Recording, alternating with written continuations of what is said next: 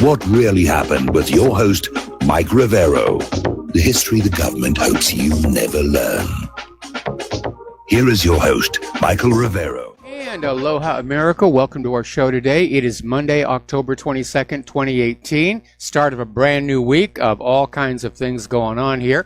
The phone lines are open, 800-313-9443. Mike is in our control room, ready to answer the phone, put you on the air with your comments, questions, and opinions. So let's just get right on into it. A lot of things going on. News just came on out here. I've been talking a lot about Hawaii's Representative Tulsi Gabbard, who is obviously running for re-election in the midterms in 2 weeks' time. But apparently she is, in fact, seriously considering entering the Democratic primaries in 2020. So go Tulsi. And she just shot to the top of my list of preferred 2020 candidates. And so we'll see what's going to happen with that. Let's start with the conflict zones before anything else here. And now that we're getting close to the end of the situation in Syria, barring the United States just going back on in and starting the war all over again, people are looking back and they're tallying things up here. And apparently Russian forces eliminated 87,500 terrorists during the Syria operation. That's a lot. That's a lot of people, and basically Russian air forces carried out more than 40,000 flights, including 21,000 nighttime operations, resulting in 122,000 strikes on terrorist facilities. And so, yeah, that was a major operation. Now, the United States, once again, is being accused of killing civilians in Syria. And believe it or not, they're trying to defend themselves, saying that this mosque that got bombed was a legitimate military target. Well, I'm sorry, unless you can prove to me that those minarets were actually rocket launchers, no, a mosque is not a legitimate military target here. Last week, we reported on how archaeological treasures were being looted by Daesh, even by some American and French forces. And apparently the Syrian security forces have recovered much of the Roman-era artifacts that were stolen by ISIS from Palmyra. And apparently the Syrian forces uncovered this cache of artifacts while combing through a building that was the site of ISIS old headquarters. So they had to leave all that stuff behind when they left. And it's good that they got that back, because that connects them with their history, and that's a very, very important thing. Speaking of history, I got an email from somebody who said that he had a friend who wanted to donate some history books to the local library, and the library turned them down, saying they're not on a par with current teaching. In other words, the history they're teaching now has been edited and altered, and we don't want to teach that old history of what actually happened. Now it has to be politically correct. All right. Now, U.S.-backed forces send a large number of reinforcements to an important oil field in Deir ez-Zor. Got to protect that oil. Got to protect the oil revenues. That oil is important. Remember when they went into Iraq? Left the Baghdad Museum wide open. It got looted and plundered. But boy, they had armed security around that oil ministry building. Same thing here. And the Syrian Democratic forces are guarding this field. And there's speculation it may be because this oil field is very close to the Syrian Arab army's lines.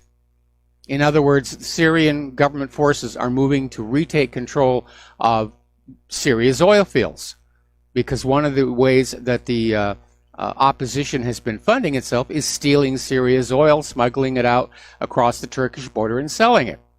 And obviously, to cut off the funding for the terrorists, Syria wants to regain control of those oil fields.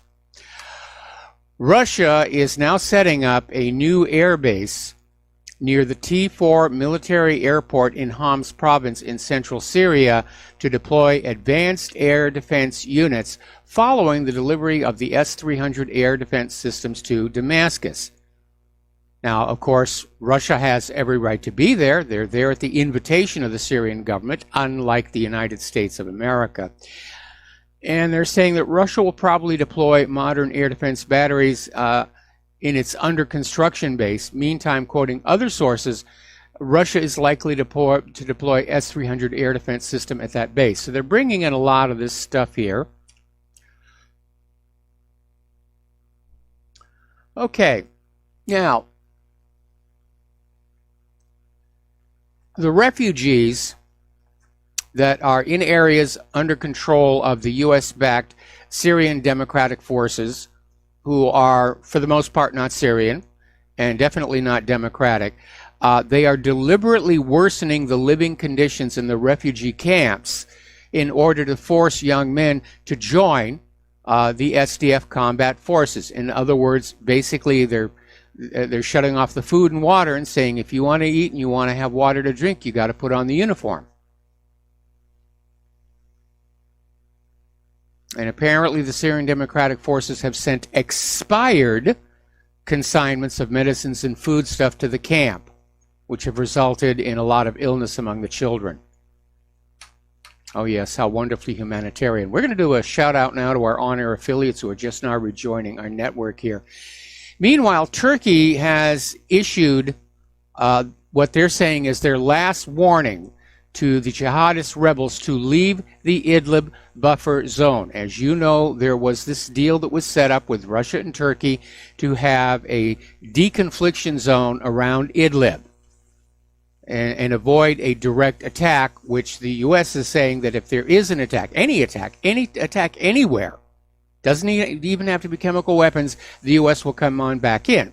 So Russia and Turkey said, well, we'll just draw this little deconfliction zone around Idlib, and we'll leave everything just sitting in place and just wait until the United States gets bored and goes home.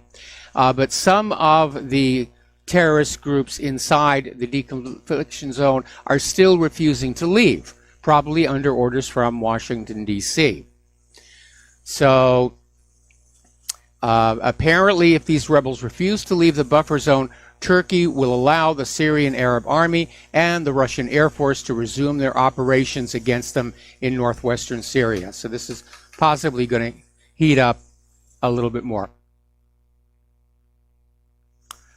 Now, last week, I made a comment about how all of a sudden Putin had changed his rhetoric. Up until now, he's been the statesman, he's been the voice of calm and restraint.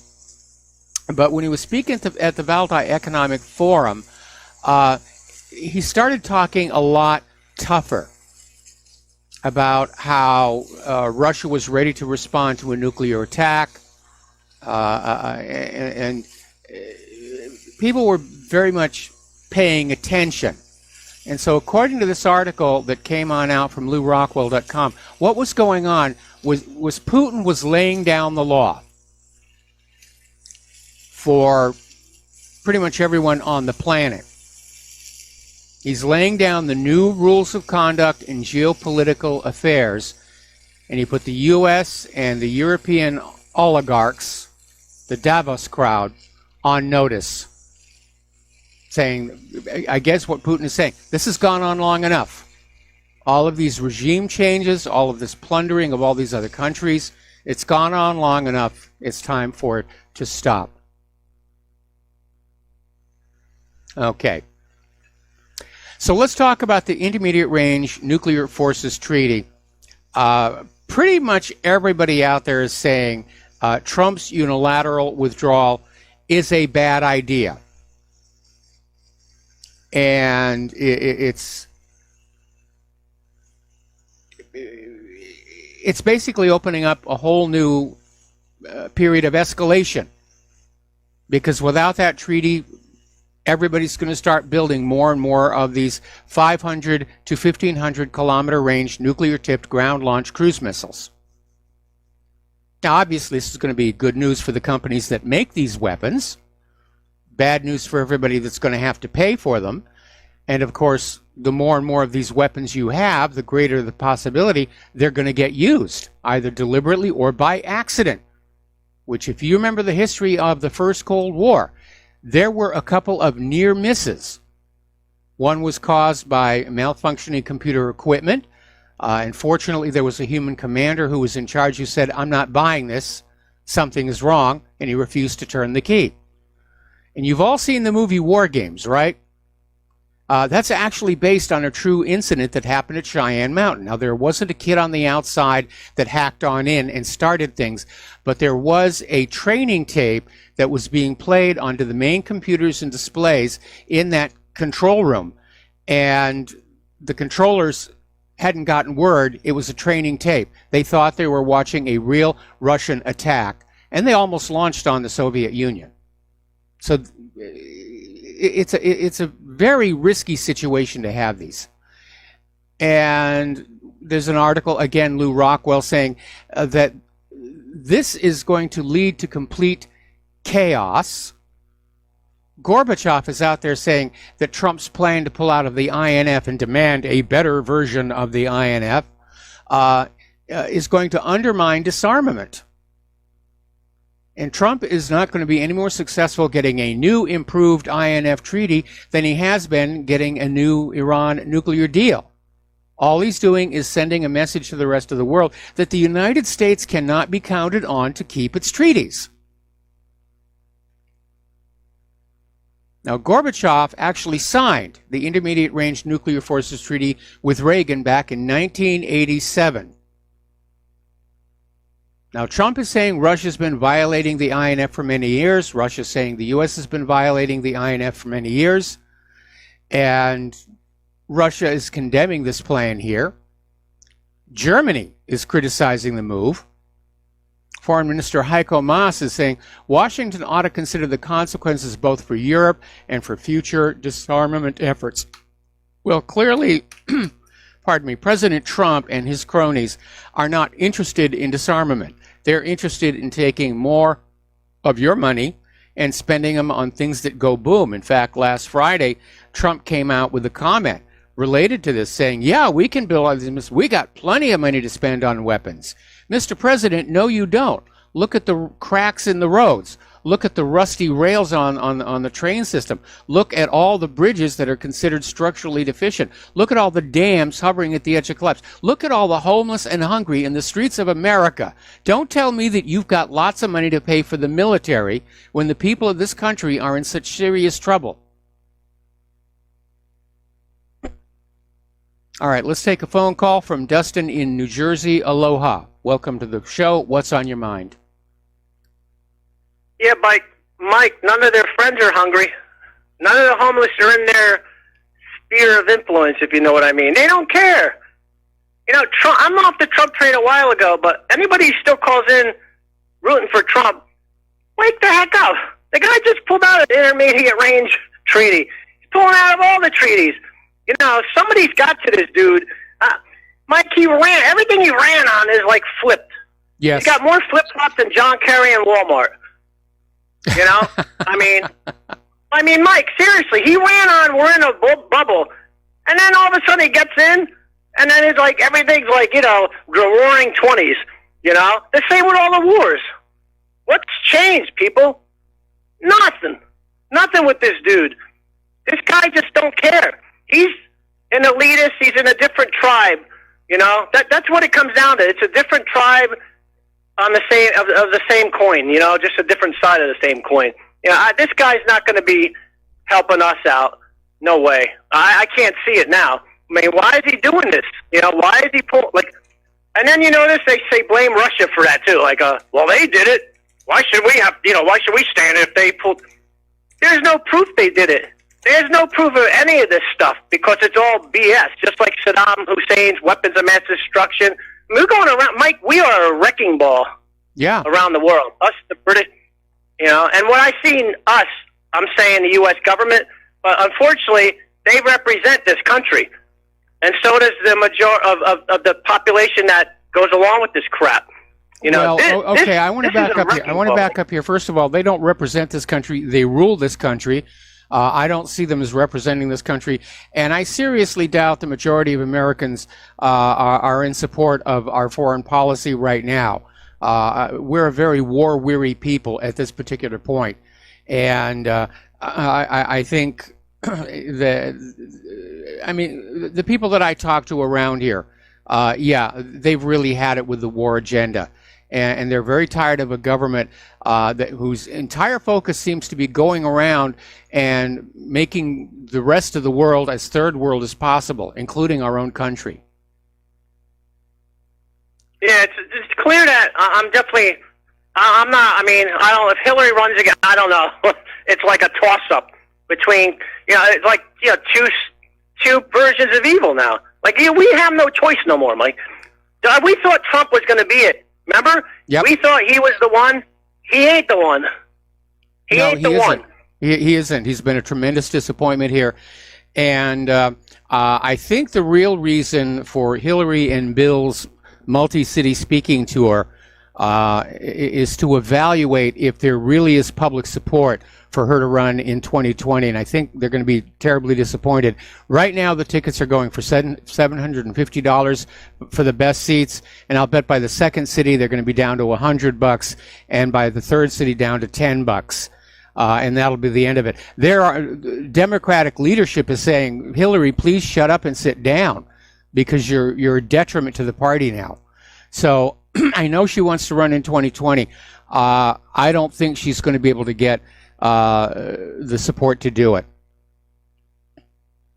Hey, Mike, I wanted to talk about, if I still got time, like two more topics, but like the refugees, the caravan coming. I was looking at some of the videos. Some of those people got some nice gold chains around their neck. I'm like, what the heck? Yeah, I'm like, I mean, they didn't look dirty or nothing. Definitely a scam. It's an operation, just like the same playbook that's going on in Europe, Mike. It's just a different part of the world. Exactly right. You're exactly right. We're going to be talking about that a little bit later in the program.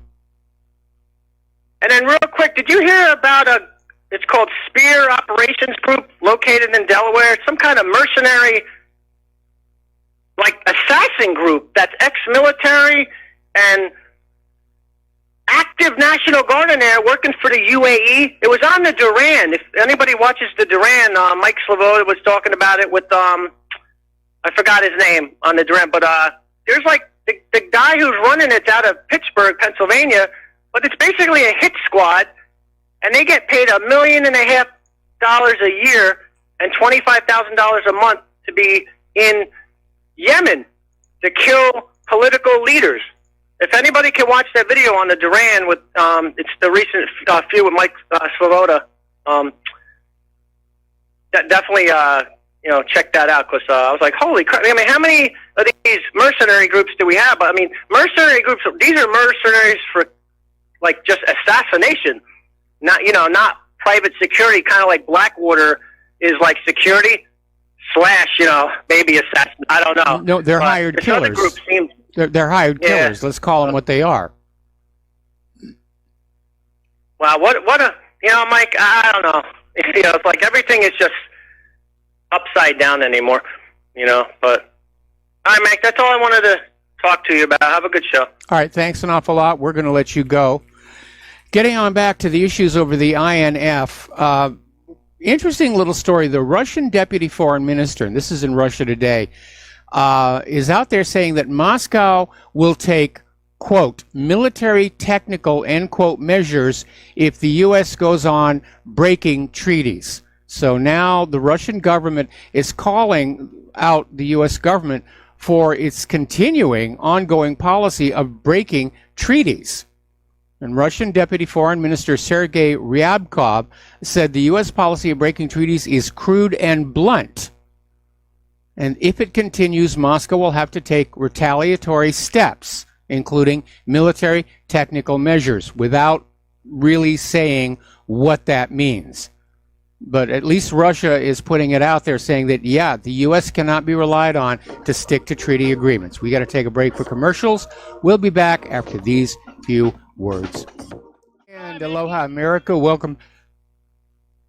Pardon me, I have a bit of a cold today. Anyway, welcome back to our show. Phone lines are open. And the United States has not actually begun the formal process to withdraw from the 1987 Intermediate Range Nuclear Forces Treaty. Right now, they're just talking about it. But Russia's Foreign Minister Sergei Lavrov is out there saying, maybe instead of just withdrawing from it, maybe it's time to bring back START and perhaps enlarge that. Now, START, of course, is a much more comprehensive strategic arms reduction treaty. And that is definitely on the path toward nuclear disarmament, which I think all of us pretty much agree would be a good idea. We don't have the risk of nuclear war. We don't have the production of these nuclear weapons and the radioactive waste that accompanies that, which nobody still knows what they're going to do with. I think Lavrov has a good idea. I don't think it's going to fly in the current neocon warhawk climate in Washington, D.C., where everybody goes to bed at night dreaming of bigger bombs. Okay, now, over in Gaza, the Great March of Return has now passed 6 months. And the march is all about demanding that Israel lift their 11-year illegal blockade on Gaza and to allow the Palestinian refugees to return to their villages and towns as promised by Israel and by the United Nations. Now, according to the Al-Mazan Center for Human Rights, since the start of the protests more than 6 months ago, over 150 Palestinians have been killed in the demonstration. At least 10,000 others have been injured, including 1,849 children, 424 women, 115 paramedics, and 115 journalists. And by the way, nobody's making a big fuss over their executions, the way they did Khashoggi. Of those who've been injured, 5,814 were hit by live ammunition, including those expanding butterfly bullets. According to the Israeli media, one soldier was moderately injured due to shrapnel from a grenade thrown by a Palestinian from inside Gaza, and one Israeli soldier was killed by a Palestinian sniper fire near the fence. So you can see how one-sided this whole thing is. I find it amazing that the Gazans even have hand grenades, considering how tight that blockade is here. Meanwhile, Ahed Tamimi is out on her world tour. She's touring through Europe and the Middle East, talking about the Israeli occupation, and Israel's officials are very unhappy about it. She's becoming a media star, and I'm sure she's enjoying the attention, and she's getting to stay in all these very fine hotels. But Israel has nobody to blame for it but themselves. They went on in, abused her family. She slapped a soldier. They threw her into jail and made her an instant martyr. And Ahed showed tremendous courage when she confronted that Israeli soldier. But Israel made her a martyr and made her a media icon. So they've got nobody to blame but themselves. Now, perhaps appreciating how bad the optics currently are regarding the Gaza situation, Israel has reopened the people and goods crossings to Gaza. And they were opened yesterday, just 4 days after shutting them down, following a Palestinian, we're told, rocket attack that sparked retaliatory airstrikes on 20 targets in Gaza. So reopening the borders, it appears to be an effort to prevent an escalation in violence and perhaps head off a new war between Israel and Hamas. Because public opinion has definitely turned against Israel in all of this. Over in Jordan, they have this peace treaty with Israel that allowed Israeli farmers to use Jordanian land. And now King Abdullah II is saying Amman is going to terminate that agreement, which goes back to 1994. They want to reclaim that land and use it for whatever Jordan wants to use it for, and they want the Israeli farmers to go back to Israel. So we may be seeing a new conflict over there, because I can't imagine Israel just voluntarily giving up that land. All right, we're going to take another break here for commercials. We got a caller waiting on the line, and we will be right back. Aloha, America. Welcome back to our show here. We're going to go to the phones right now and talk with Tony in Puerto Rico. Aloha, Tony. Welcome to the show. What's on your mind? Yeah, aloha, Mike. I was thinking about the Elizabeth Warren and the DNA test. Yes. And I was just wanted to comment, won't our DNA show that we all came from Africa? Ultimately, yeah, if you go back far enough. Supposedly there are some common ancestors, but it may not be the Adam and Eve model. Paleontologists and anthropologists know that there were actually several different pre-human hominids that may have interbred, which would have sped up the mutations which led to us evolving. In fact, there's a new school of thought that the Neanderthals did not, in fact, go extinct when the Cro-Magnons showed up, but in fact, they interbred, and that we are a combination of Cro-Magnon and Neanderthal DNA, which, looking at some of our politicians, I tend to think is very plausible. Okay. Thank you, Mike. All right. Thanks an awful lot. Okay. Getting to the domestic politics here. Down in Texas, Trump is having a rally for Ted Cruz, and they booked a stadium that holds 18,000 people. 77,000 wanted to attend. So Trump is out there barnstorming for Republican candidates across the country, and as usual, he can pack them in. Story coming out of the Political Insider. There is a new NBC Wall Street Journal poll that shows the Republicans are, in fact, gaining ahead of the midterms. And, the Democrats are out there desperately trying to rev their base up. And they're screaming about Kavanaugh this and men in the women's room that, LGBTQ, whatever. But because of the way Kavanaugh was being treated, because of the way the Democrats are literally physically assaulting conservatives in the restaurants, the Republican base is being energized. And the Democratic lead in the polls has been rapidly eroding. Now, early voting begins today in 25 different states, and there are dozens of these key midterm races could go either way. Now, both sides are claiming victory. We're going to win. We're going to have control of this. But we really don't know. And again, the two wild cards are how much election fraud is taking place and how many illegal immigrants are going to be able to get away with voting, which they're not supposed to be able to do. And all I can say is I hope that the poll watchers and the poll workers in these races that are very much up in the air are keeping watch and trying to do their job here. The FBI is now starting to look worse and worse. They're admitting, first of all, that they used multiple informants in their investigation of the Trump campaign aide Carter Page, and they've been forced to admit that during hearings about all of these shenanigans, they did in fact lie under oath.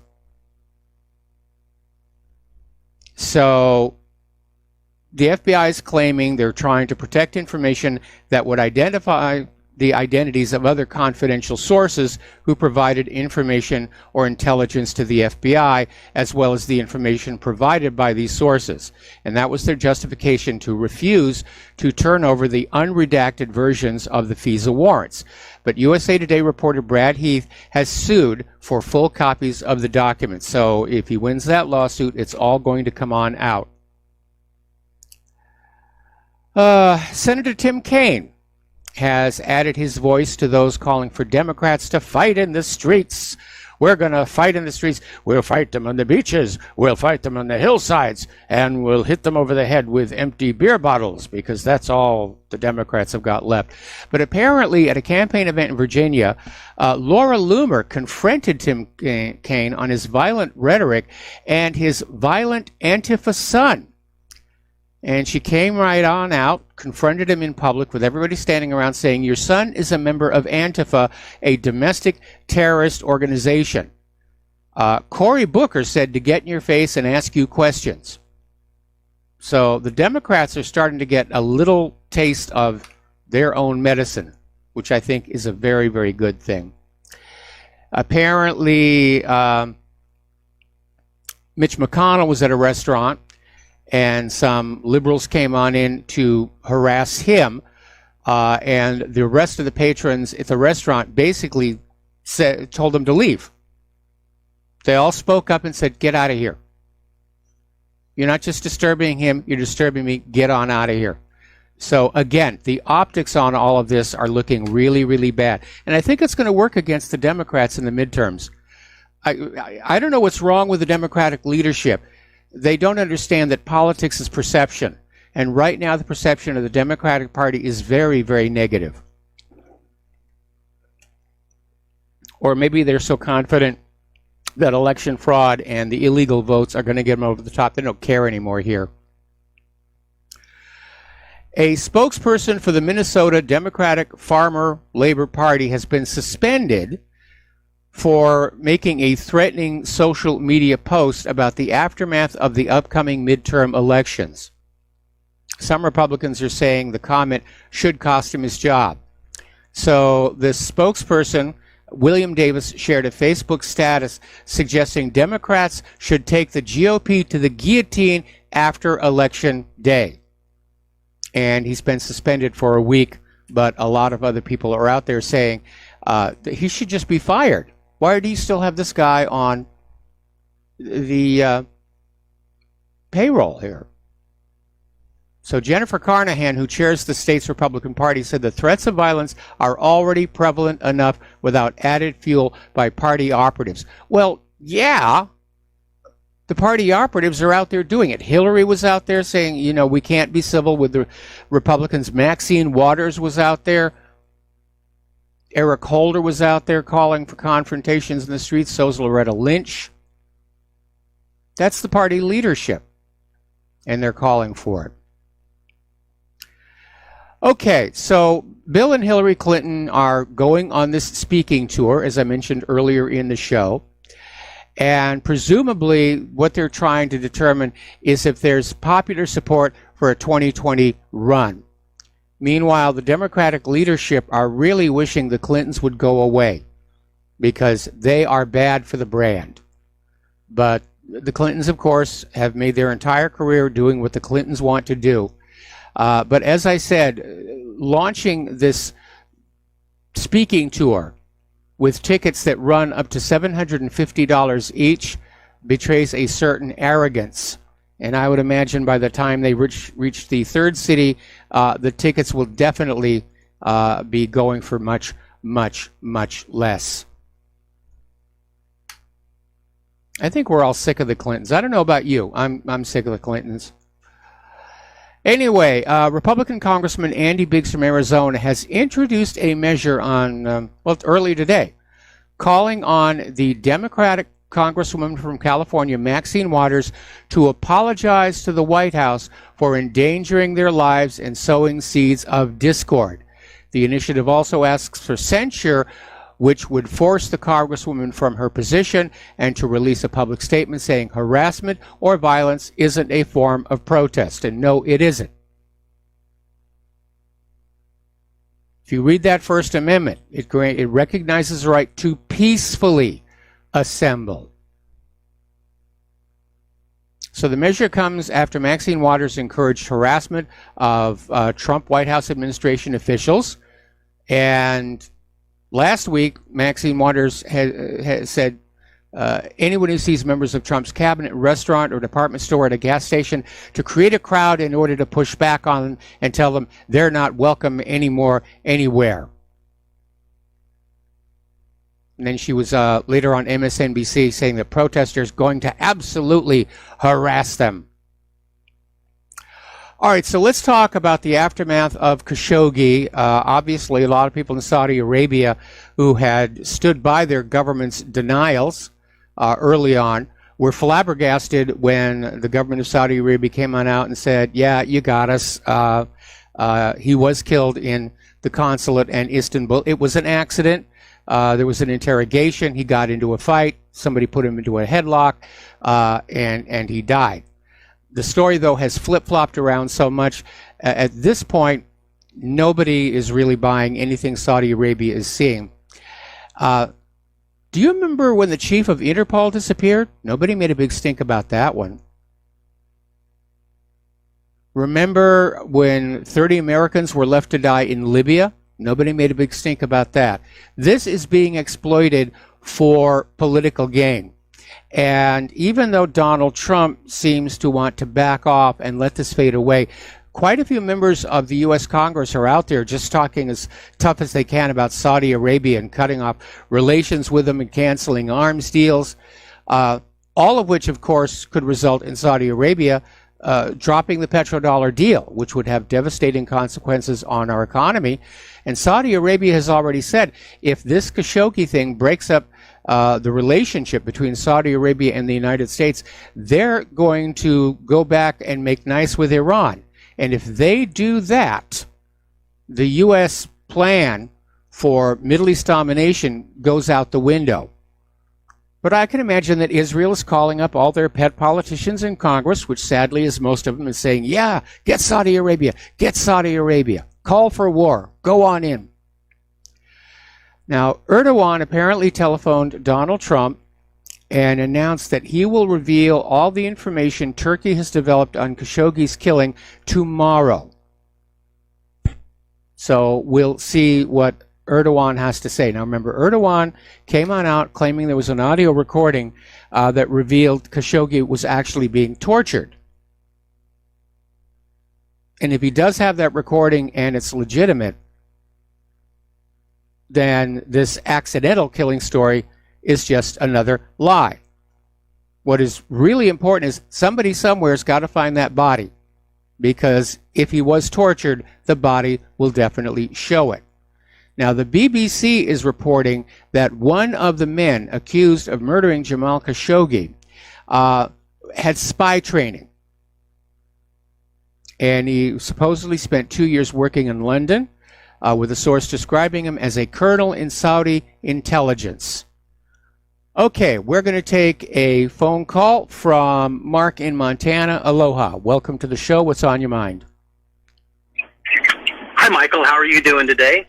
I'm doing fine. Awesome. Say, I wanted to kind of talk about the censorship thing. I called. I'm the oil field guy. That I live in Montana, work in West Texas, and yeah, I had my Facebook account poofed specifically for putting up a article about the irregularities that went on in Texas with the Democratic Party, where they were, registering people that didn't speak English and illegals and all that. And what gets me about that whole deal, I looked online, they deleted my account for posting that, and then there's every one of the Antifa accounts are still up. I mean, really, does that not tell you there's censorship? Of course there's censorship. And, fortunately, there is a case before the Supreme Court, which if the Supreme Court rules the right way, it's going to open up Google and Twitter and YouTube and all of these social media companies to First Amendment lawsuits, which I'm sure are going to go to class action because all of us were affected. Right, and I will be right in the middle of that because, You know, I had 7 years worth of oil field videos and stuff. They just poofed them. I mean, they didn't put me in jail. They didn't send me a warning saying, hey, knucklehead, you can't post that because people find it offensive or whatever. They just poofed my account. I mean, it just disappeared. I got on there and said your account was deleted for violation of terms of service for spreading false news. Fake news. Fake news, that's what it was.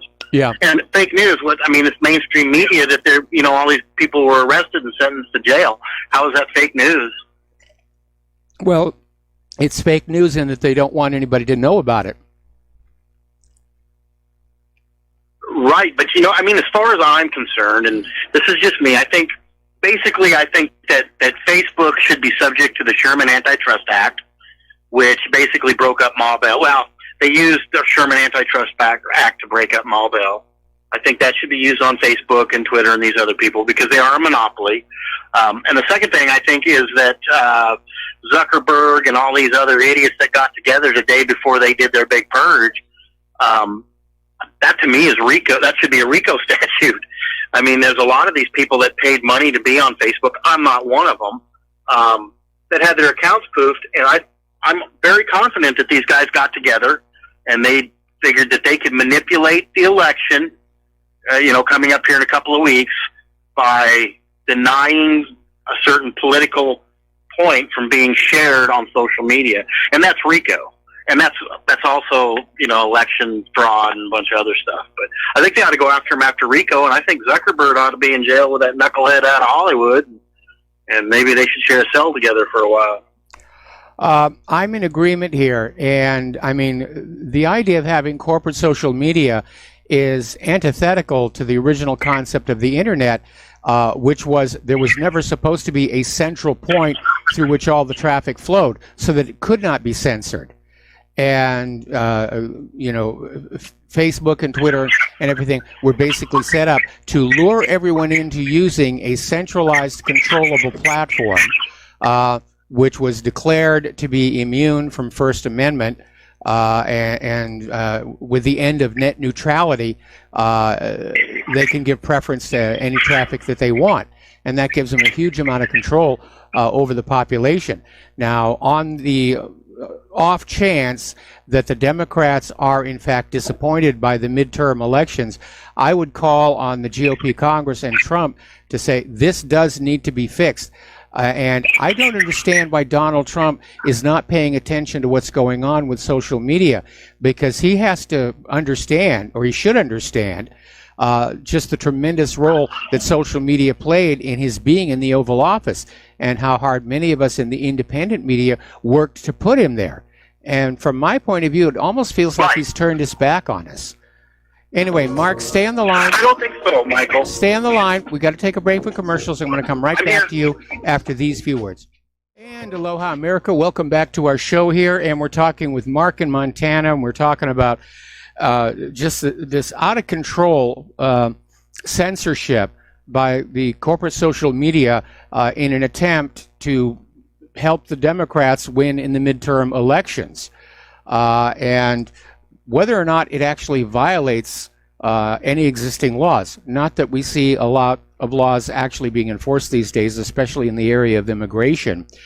But it could be construed that Facebook and Twitter and Google and YouTube are providing services to these campaigns which have a dollar value and may represent campaign contributions of services that exceed the allowable limits. And I'm not an expert on this, and I'd like to get a lawyer who would know about it. But in the sense of the midterms, which are only 2 weeks away, the damage has already been done. So, Mark, what do you want to add to that?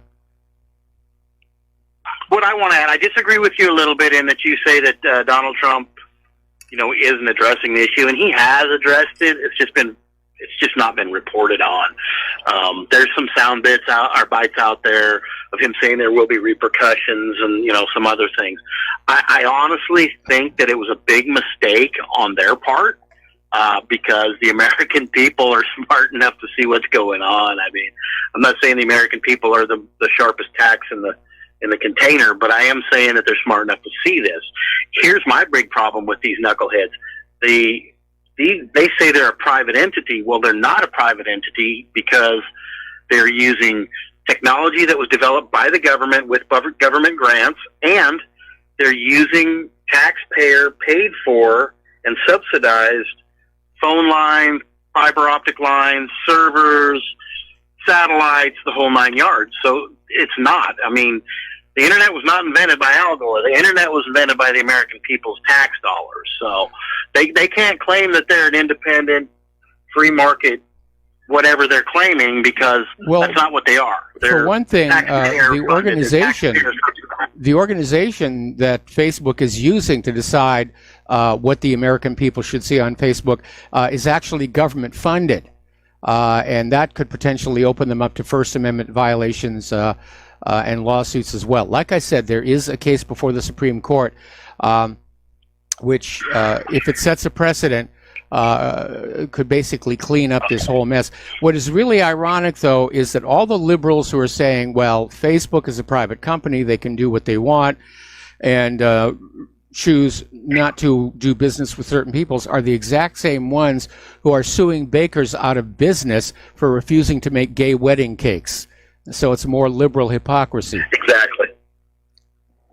Exactly, and it is hypocrisy. Like I said, I really think that the heads of these big media giants, there's a conspiracy, and I hate using that word, but I mean, if you look at them, they meet the next day, they purge, like what they did to InfoWars. I thought that was just absolutely ridiculous. It was. I like listening to InfoWars. And that was a concerted effort by PayPal, by YouTube, all of them. They got together, and all of a sudden they poofed their account. So I really appreciate your time, Michael. I love the show, and I will continue listening and donating. All right, well, thank you very much for that. Thank you for the donations. We got to take a break for station identification. We will be right back. And aloha, America. Welcome back to our show, hour number 2. The phone lines are open, 800-313-9443. So we're talking about the aftermath of the murder of Jamal Khashoggi. As the Saudi government is now admitting, he did in fact die inside the Saudi consulate in Istanbul, Turkey. And it's become this huge cause. And it's turned into a political soccer ball, and it's getting kicked back and forth. But so far this year, 47 journalists have been killed just in the first 6 months of 2018, according to Reporters Without Borders. And the corporate media never talks about it. So why is Jamal Khashoggi an issue? There's no question it's being exploited for political gain. And it may be that it was an effort to force Crown Prince Mohammed bin Salman to give up his position and put somebody in there who's a little more amenable to Western interests, although it looked like Mohammed bin Salman was right on board with everything the United States wants, or for that matter, Israel. It could be an internal coup. Because after Mohammed became crown prince, remember, he went through that whole thing of arresting other members of the royal family and locking them up until they paid a ransom to be let go again. That's going to make you enemies. That's going to make you enemies. All right, let's talk about the economic news now. We've been talking about the shale industry. We've been talking about it mostly from the context of fracking and how bad it has been for the environment. And all the time, of course, we've been hearing back, well, okay, there's a few problems. Yeah, there's a few problems, but, we're going to get so much oil from it. We're going to be oil independent. We're all going to be rich. It's going to be lots of money. And I keep thinking back to that wonderful movie, Promised Land, which was, I thought, a very good portrayal of the issues involved for the people who allow these fracking wells to be put on their land. But right now, from the economic point of view, a report from the Institute for Energy Economics and Financial Analysis is talking about there's a long list of U.S. shale companies that are in the red. And oil prices are down a bit, but they're still close to multi-year highs. That should leave the shale industry flush with cash. Well, the problem is that the expected flow of oil and gas out of those fracking wells hasn't happened. They're not producing anywhere near as much as was being predicted. Now, last week we were talking about this expert in the shale industry saying, we're not getting the oil and gas out of the wells, so the solution is more wells. It was a bad concept right from the beginning, is what it comes down to. Okay. The United States is now pressuring SWIFT to cut off Iran completely from global banking transactions to enforce the sanctions. This is supposed to start next month. And disconnection from SWIFT would make it difficult for Iran to get paid for exports. Now, this, of course, would motivate Iran to join a different system, to move away from the American-centric economy, get involved with BRICS. And again, I think the rest of the world is really getting tired of the U.S. just throwing its weight around. By the way, I just posted a story to whatreallyhappened.com, and I was going to keep it till tomorrow, but I feel like mentioning it now. Donald Trump just came out with a statement saying, we're going to start building more nuclear weapons until China and Russia, come to their senses.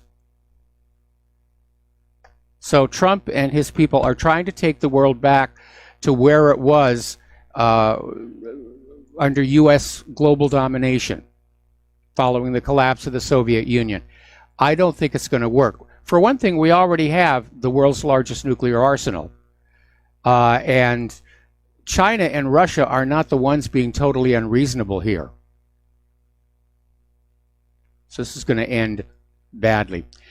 Germany is very upset with the United States right now because their Siemens Corporation had been working on a deal with the government of Iraq for a $15 billion contract to rebuild the power infrastructure in that war-torn country. And Siemens was the leading favorite, but apparently Washington, D.C. intervened and literally arm-twisted the Baghdad government to instead go with U.S.-based General Electric. And Siemens and Germany are saying this is hardly in the spirit of competition. Well, the U.S. isn't interested in competition. The U.S. wants everybody to do business with American companies. They're that desperate for the money. We're going to do a shout out now to our on-air affiliates who are just now rejoining the network. And again, that's part of the payoff. When the U.S. goes in and destroys a country, is they get involved in the reconstruction, which is presented as the U.S. benevolently helping up a defeated enemy. No, it isn't. It's a money-making operation. That country that has been bombed into rubble, they have to pay U.S. companies to rebuild. And these bombed countries are now looking at other providers, and the United States doesn't like that. That's why the United States is very upset over the fact that Syria looks to be pivoting toward Russia for their reconstruction. Over in Italy, they're admitting that they have had a deficit breach, and they're still refusing to accede to the European Central Bank's demands. Italy's populist government was saying it wouldn't let its budget deficit widen further than currently planned, called for dialogue with the EU to address the differences. But apparently, Italy acknowledged Europe's concerns about the budget, but refuses to change their proposed plan. Italy's banks have been in trouble for a very, very long time, and most of the European Union member states are not at all happy with the European Central Bank. So that's putting further stress on the EU, along with the migrant, the refugee crisis here. The SEC is out there saying that the pension and retirement crisis in this country is becoming an underfunded tsunami, that they're going to start collapsing out there. And Trump is out there spending all the country's money on new weapons, new nukes.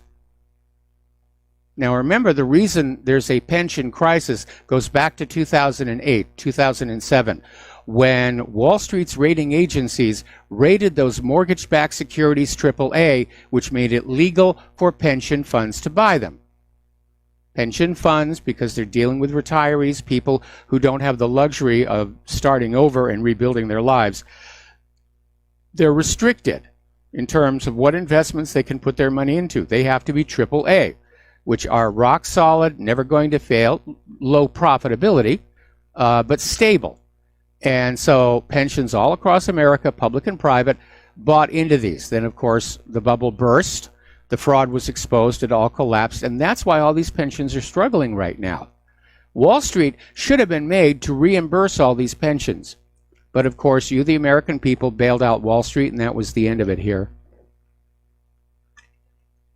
Right now in this country, 50% of all American workers are making less than $30,533 a year. It's basically an indication that the middle class in this country is in fact disappearing.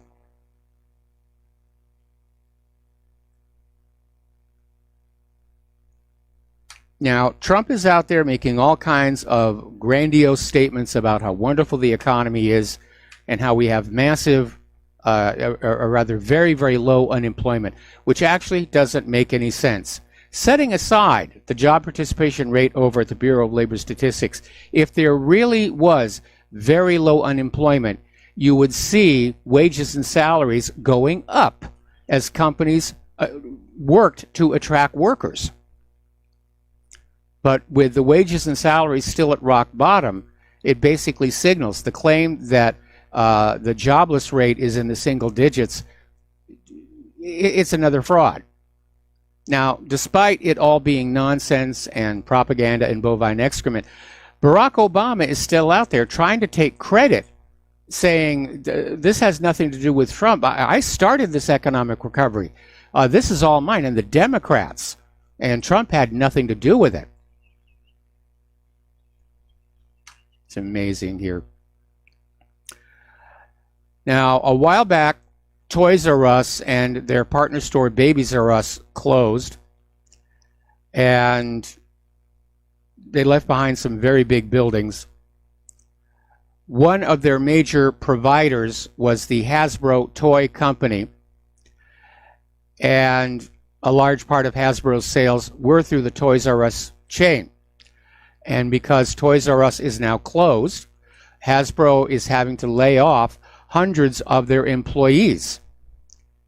And they are not saying how many exactly of their 5,400 global employees will lose their jobs, but just over half of Hasbro staff works in the United States. And Hasbro was saying the job cuts will save the company between $30 million to $40 million a year by 2020. I mean, right now where I live, there are no more toy companies. We had a KB toy company in the mall. That one went out of business. With the Toys R Us at the bottom of the hill, that one went out of business. And yes, the big box stores have toy departments. Target actually has a really nice one. But we have to drive further and further when it's time to get Christmas and birthday presents for our grandnieces and grandnephews. And what we're seeing here is the beginning of something that I've been saying was going to happen. That as wages and salaries are depressed, people can't buy things, and stores are going to be closing. And we're already seeing it. And the more that companies rush to use automation or to offshore, the faster they're going to go out of business. And I find it absolutely amazing that none of these supposed brilliant PhD economists have stood up and said, you guys are heading in a bad direction. You cannot have a national economy with ordinary people just barely getting by. because your retail is going to collapse, which is happening. Claire and I were down at the mall over the weekend. A lot of retail vacancies down there. And they're trying to dress them up, you know, instead of just having the screen around it or everything. They're literally putting up displays in these closed retail outlets to make it look like something's going on in there. But it's very obvious. These are spaces that aren't performing. They're not being used. They're not being rented here. Over in Maryland, there has been an arrest of 3 people on one of the largest ever Ponzi schemes discovered. $345 million vanishes. This is the largest ever in Maryland. Obviously, Bernie Madoff's Ponzi scheme was a lot larger. But 3 men, Kevin B. Merrill, J.B. Ledford, and Cameron Jazierski, basically ran a classic Ponzi scheme. They were taking money from over 200 individual investors, small business owners, restaurateurs, bringing new money in, making payments to the old money, and they just kept this thing going until finally the wheels fell off, and they've now been arrested. And all that money, but from those investors, was lost. Now, back when I was talking about the Siemens deal with Germany, and I made the observation, the U.S. goal right now is not to be a global competitor in the marketplace, but to coerce everybody to come and do business with it. It's kind of like the mafia. You don't go to that bar over there. You come to this bar over here, the one that we own here. And we're seeing that same behavior over the Nord Stream 2 pipeline. The U.S. is literally demanding that Europe dump the Nord Stream 2 pipeline, which would bring oil and gas from Russia to Europe without going through Ukraine, which has always been very touchy. The United States wants the Nord Stream 2 pipeline to be abandoned and for Europe to buy oil and gas from the United States to be delivered by tanker fleet. Germany is basically standing up and saying, we see Russia as a stable energy partner. I sense an implication here that Germany does not see the United States as a stable partner. And if the United States kicks off a global war, that could very well be the case. But the proposed Nord Stream 2 pipeline is going to go through the territorial waters of Finland, Sweden, and Denmark.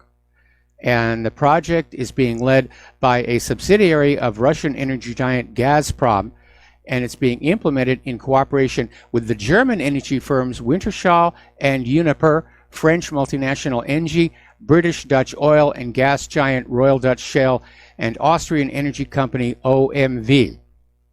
And the White House is now threatening, once again, to impose sanctions on all of these European corporations that are participating in the project.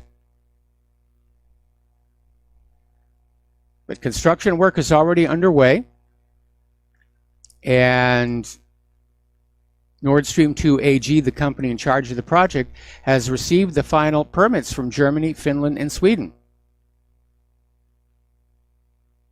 So Germany's refusing to give up on the project.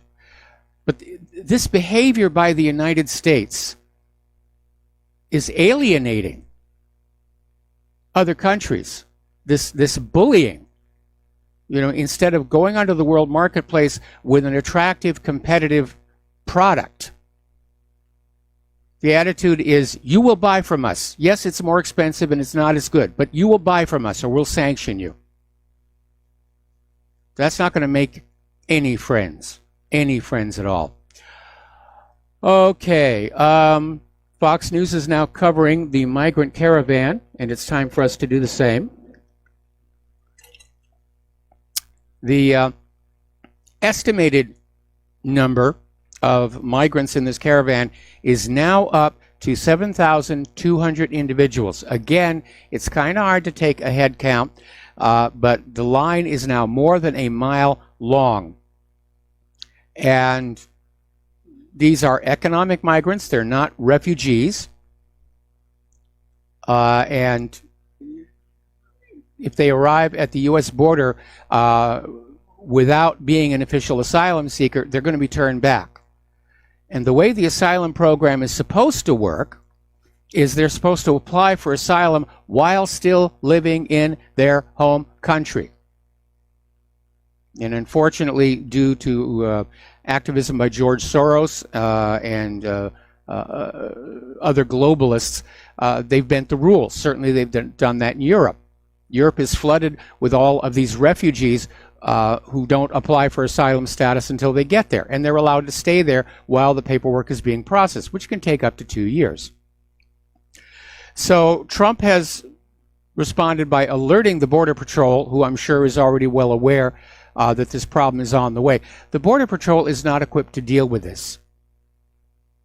And so Trump has alerted the military. He's actually declared this migrant caravan as a national emergency, and he should. Now, Trump is already cutting foreign aid money to Central America for having allowed this to happen. Mexico has lost control of the migrant army. In fact, the migrant army just bloodied the Mexican army. There's just too many of them. We're going to take a break for commercials. We have a caller waiting on the line, and we will be right back. And aloha, America. Welcome back to our show here, and we've got callers waiting on the line. We're going to start with Nick in Arizona. Aloha. Welcome to the show. What's on your mind? Nick, are you there? Or is it Rick? Okay, we lost Rick. Let's go with Joe in Tennessee. Aloha, Joe. Welcome to the show. What's on your mind? Hi, Mike. You know, I moved from Florida to Tennessee about 8 years ago, and I got to tell you, I'm glad I got out of there with just the fact that this radical, basic communist is neck and neck in the polls to be governor of Florida should scare the hell out of everybody, not just people that live in Florida. Because, first of all, it shows the general trend of what's happening in Florida.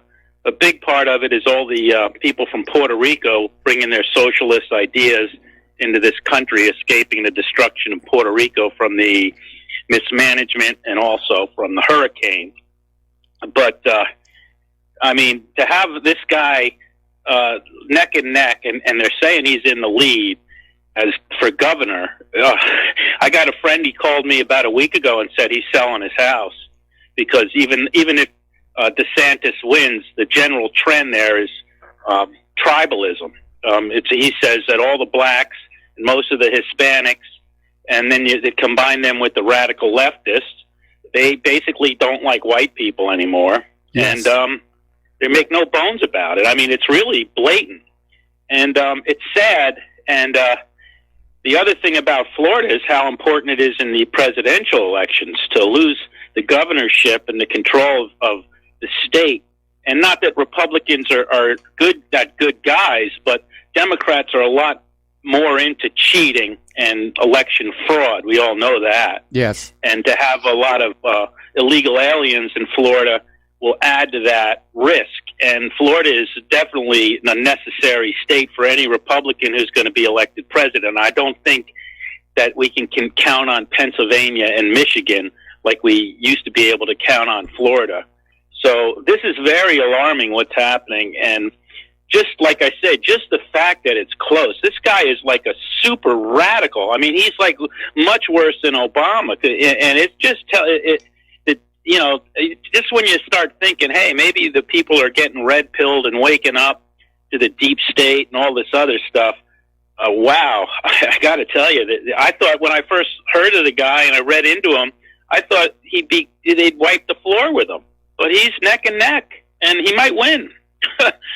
And when I talked to my buddy from down there, he gave me the lowdown. Like, yeah, you just, you know, a lot of Hispanics down there, a lot of Puerto Ricans. They're playing tribal politics, and there's a very like menacing undercurrent of anti-whiteness in the whole election, and he senses it, and that's why he's selling and getting out of Florida. It's too bad.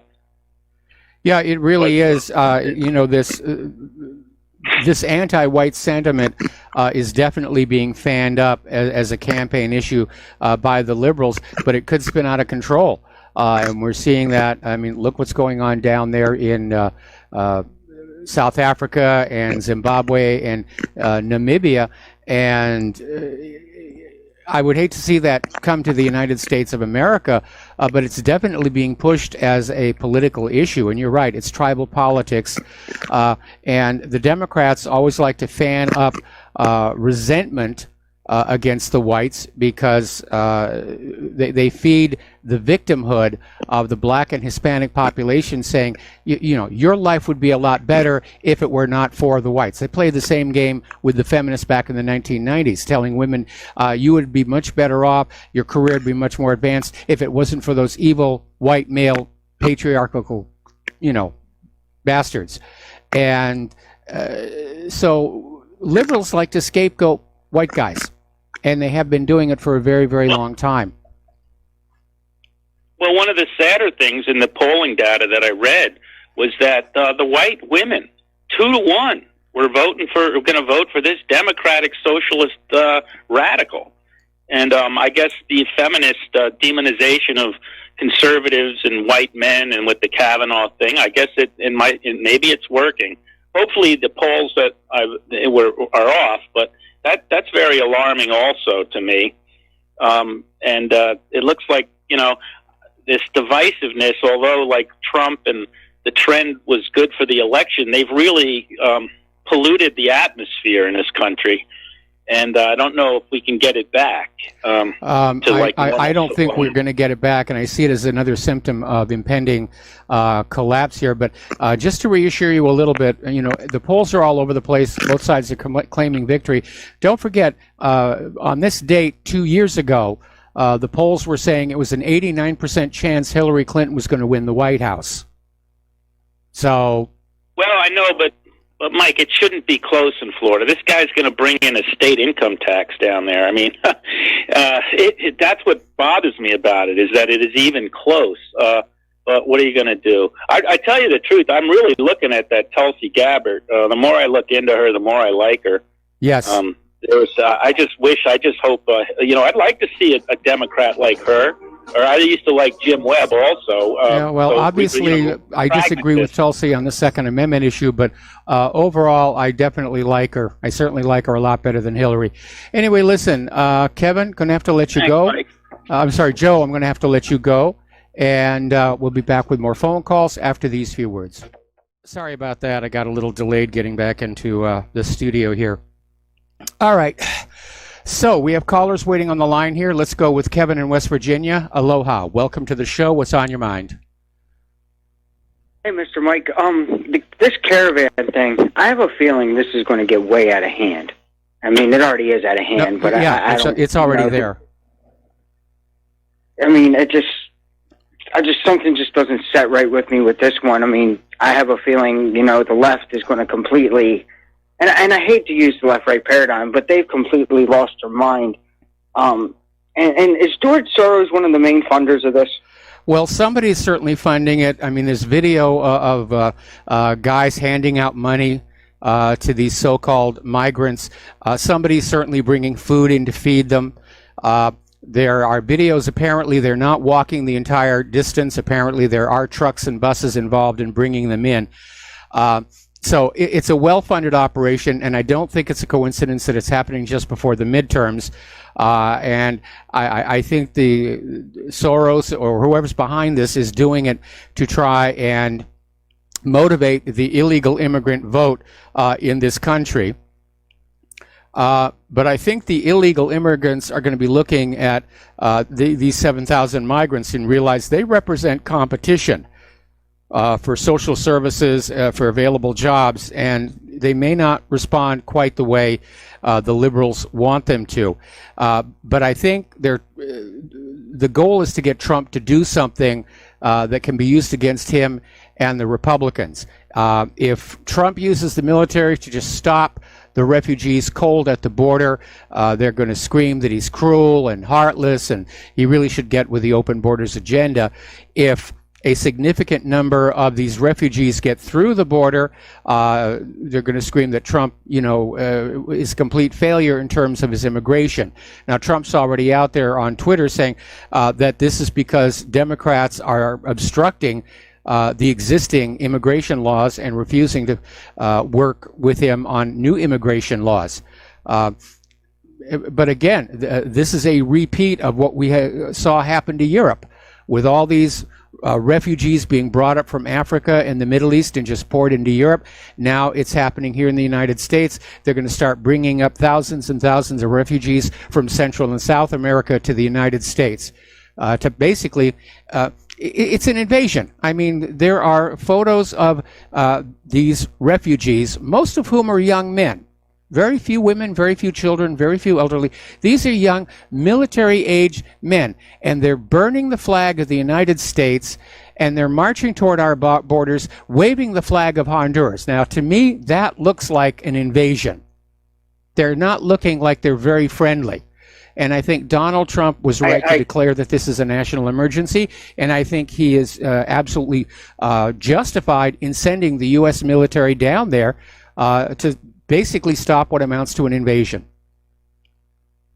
I totally agree with that 100%. And one of the things that I don't understand, and I never could understand this, but with Soros, I know the man has oodles and oodles of money, but money isn't everything. When are we going to send people like Interpol to, something international like that, to go after this man and to lock him up and all his, little henchmen or little cronies?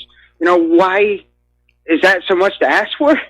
Well, Soros is very generous to all the key politicians. That's one issue. And the other one is because he does have oodles and oodles of money, arresting him is rather pointless because he can just keep hiring lawyers, and whatever charges are brought against him, they can keep appealing and appealing and appealing. He's not going to be around much longer. He's a very old man. And so he's never going to see the inside of a jail cell. What we really need to focus on, though, are finding those people who are going along with this very anti-American agenda and start confronting them. And the best way to do that is to start enforcing the existing immigration laws that we have under Title VIII. I mean, the laws are already there. We can take these mayors and governors of sanctuary cities and sanctuary states, we can throw them in jail. We can take everybody who has hired an illegal immigrant and put them in jail. We can take anybody who has provided housing to an illegal immigrant and put them in jail. We can find anybody who has just driven an illegal immigrant anywhere and put them in jail. The laws are already in place. They're just not being enforced. I mean, and you're 100% right. They're not being enforced. I mean, I would hate to see, maybe Trump does need to be a dictator to get all of this in place. Maybe that's what it needs. And then when this is all over, he needs to step down, resign, and step down. And, once he does bring the country back, I mean, maybe that's what's needed. I hate to say that, but maybe that is what we need to do. I think still that we're headed for a Soviet Union-style collapse, and it's going to be up to the American people to reform this country. And I would say that a good place to start is go back to the original Constitution and the first 13 amendments, and just start over from there, and just go back to being our nation for the American people. I agree. Well, that's all I had for you, Mr. Mike. I hope you have a wonderful show, and give Miss Claire the best. I certainly will. Thank you very much. And we're going to switch over to Rick in Arizona, who got back on the line. Rick, what's on your mind today? Oh, just a couple of things, Mike. I think all these business owners in this country, they want these hardworking young men coming into this country. They support Trump. Trump's all bark and no bite. He hasn't done anything. Now, as far as oil shale goes, North Dakota pumps 1 million barrels a day, and they've got a legacy fund that's a rainy day fund that they spiff off the sale of oil, and it's over $5 billion, and it grows every month. So I don't see where, I don't know about other states, but I can tell you they're producing oil in North Dakota as much as Saudi Arabia does. Well, yeah, the U.S. goal has been to become an oil producer, oil exporter, and we just put up another story at whatreallyhappened.com that Angela Merkel is now under pressure from Trump opening up Germany to U.S. liquefied natural gas sales. So, yeah. And another one more thing about, people talk about NATO and why Europe doesn't pay their fair share. We got to remember we occupied Germany. Okay, so there's a lot of reasons why Germany doesn't pay as much as the government wants. Basically, what the Trump administration is demanding that the Germans pay for the occupation of their own country. It's almost kind of like how the Israelis are doing it to the Palestinians. Yes. Because overall, Germany is an occupied country. I mean, they cannot just kick the Americans out. Just go ahead and try it, Angela, and see how far you get. So they want the Germans to pay for their own occupation. And thanks for taking my call, Mike. All right. Well, thanks an awful lot, Rick. We're going to let you go here. The phone lines are open again.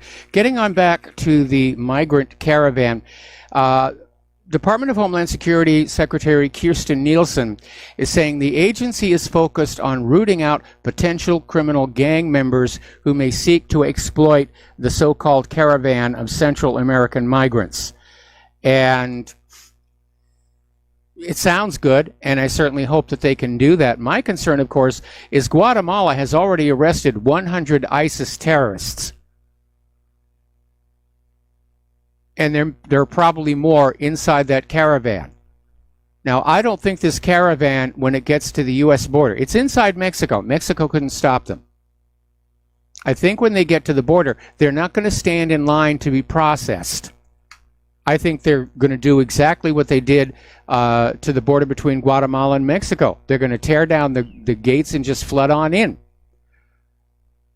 And at this point, I would encourage Trump to have a zero tolerance policy down there.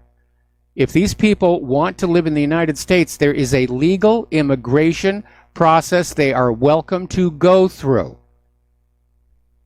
But it is just ridiculous to have this idea that anybody can walk into anybody else's country that they want, which is not a universal truth. You try walking into Mexico without permission, see what happens to you. In fact, if you want to be fair, let's have an immigration policy that's the exact mirror of the one in Mexico. You can't go down there and get free stuff. You can't go down there and just get a job. You go down to Mexico without the permission of the Mexican government, you are going to jail. What we have to do is cut off the incentives that are bringing people into Europe and into the United States. And again, make reference back to that video of these guys standing in this migrant caravan handing out cash. Now, Trump is out there saying that full efforts are being made to stop the migrant caravan.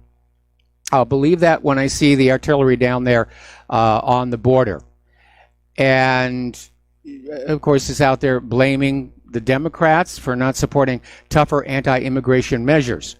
Well, again, the laws are there to grab these people and just send them back home.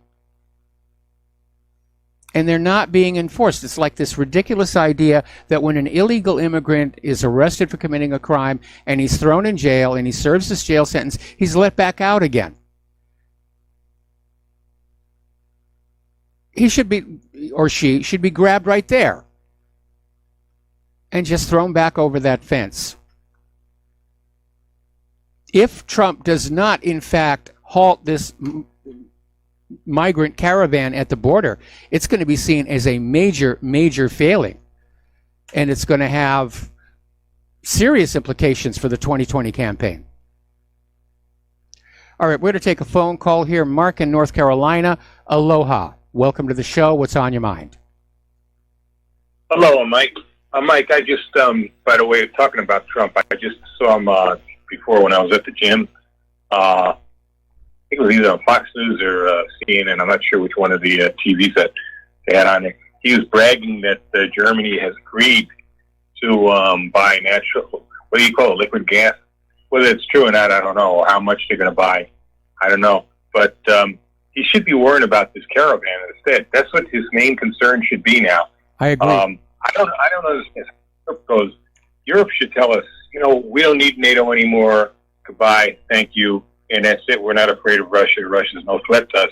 That'd be the smartest thing for them to do. And it would probably be the best thing for us, too. And what Trump needs to do right now is get at least a division of either Army, Marines, or a combination of both on that border. Also use Navy patrol boats, river patrol boats, and that's the way to stop it and make it very clear. Now, I'm not saying we should I'm not saying we should shoot. Absolutely not. But I know what CS gas can do because I've been I've been trained in it and all that. I know what pepper spray can do. I've been trained in both of those things, especially CS.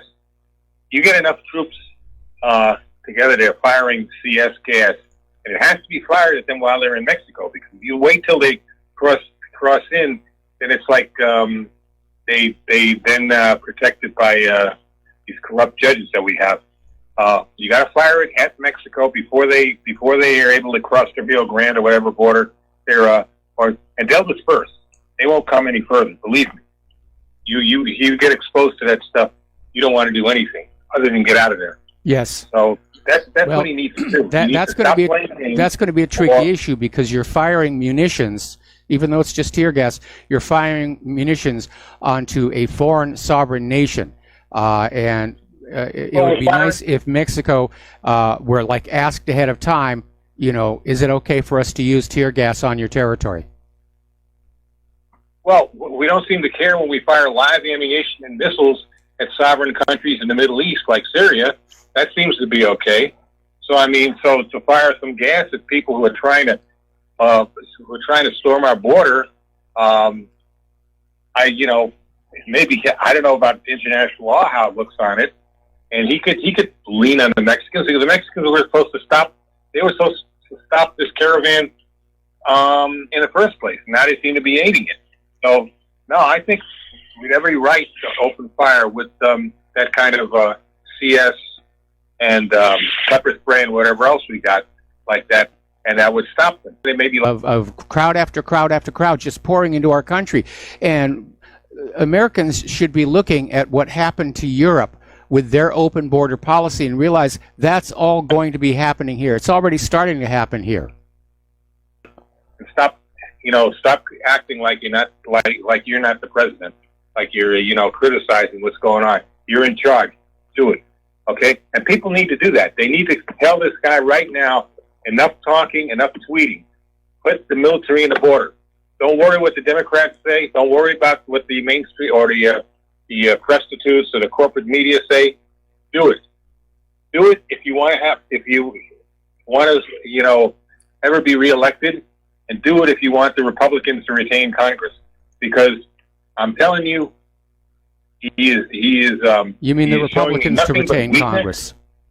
I mean the Republicans to retain Congress. He's showing me nothing but weakness. Big mouth. Unlike Teddy Roosevelt, he's got a big mouth, but he carries a very small stick. I'm not interested in the Middle East. We have no business in the Middle East. We have no business in Europe.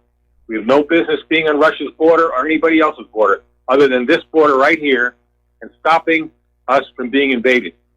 Okay, if it was coming from Canada, I'd say put the troops on the Canadian border, no matter where it's coming from. If it's coming from the sea, I say use the Navy. But whatever it is, you got to do it now. The Border Patrol is not equipped to do this. They're not a military force. There's no posse comitatus involved in this. You know why? Because this is defending the United States, defending the United States border. This is not for, the civilian law enforcement. Stop them from coming in. You want, at that point, when you detain, if and when you have to detain them, you can turn them over to the Border Patrol for processing. But they shouldn't even get onto this side of the Rio Grande or any other part of the U.S. border in the first place. Fire that tear gas, the CS, fire that pepper spray. They'll turn. They'll run. They'll go the other direction. Believe me. Trust me. Got to stop it. You got to stop it now before it's too late. That's all I got to say, Mike. Well, I agree.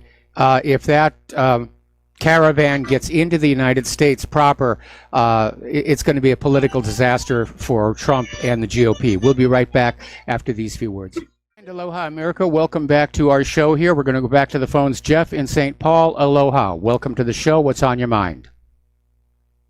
Hey, hi. I called a few weeks ago about those, pop-ups, mostly Amazon. Well, I haven't had any for a few weeks, but I did get one today, and I didn't really look at it. I just killed it. But what's been happening a lot is I'll have your webpage open, and then I'll hit one of your stories, and it'll make a fresh page with that story, right? So Yes. I can step over to that and read it. Well, a lot of times the story itself the title will go from www.whatever.com to about.blank, and there's nothing there. And that's happened like 10 times today, and it's been happening a lot. Okay. Well, is it happening on the member stories? I'm looking at just going down your straight stories, the ones on starting on page 1 and going down and forwarding to the next page. And I'll open up 4 or 5 stories, and then as I go through them, a bunch of them won't display. It had loaded the stories, but when I go to focus on reading that story, then the title changes to about.blank, and there's nothing there. Okay, well, first of all, I did identify and remove the advertiser that was putting up the Amazon pop-ups and also some malware on my site. But if you're getting this behavior following a link to another website, there's obviously not much that I can do about that. I'll take a look at the issue and see if I can figure out what's going on after the radio show today. Okay, thanks, Mike. All right, thanks an awful lot. We're going to let you go. I got to be very honest. There are times I wish I had the financial means where I didn't have to deal with the advertisers at all, because the industry it lacks maturity, shall I say, and even worse, the companies keep trying to put more and more of the work onto the publishers, like we're not already busy enough here.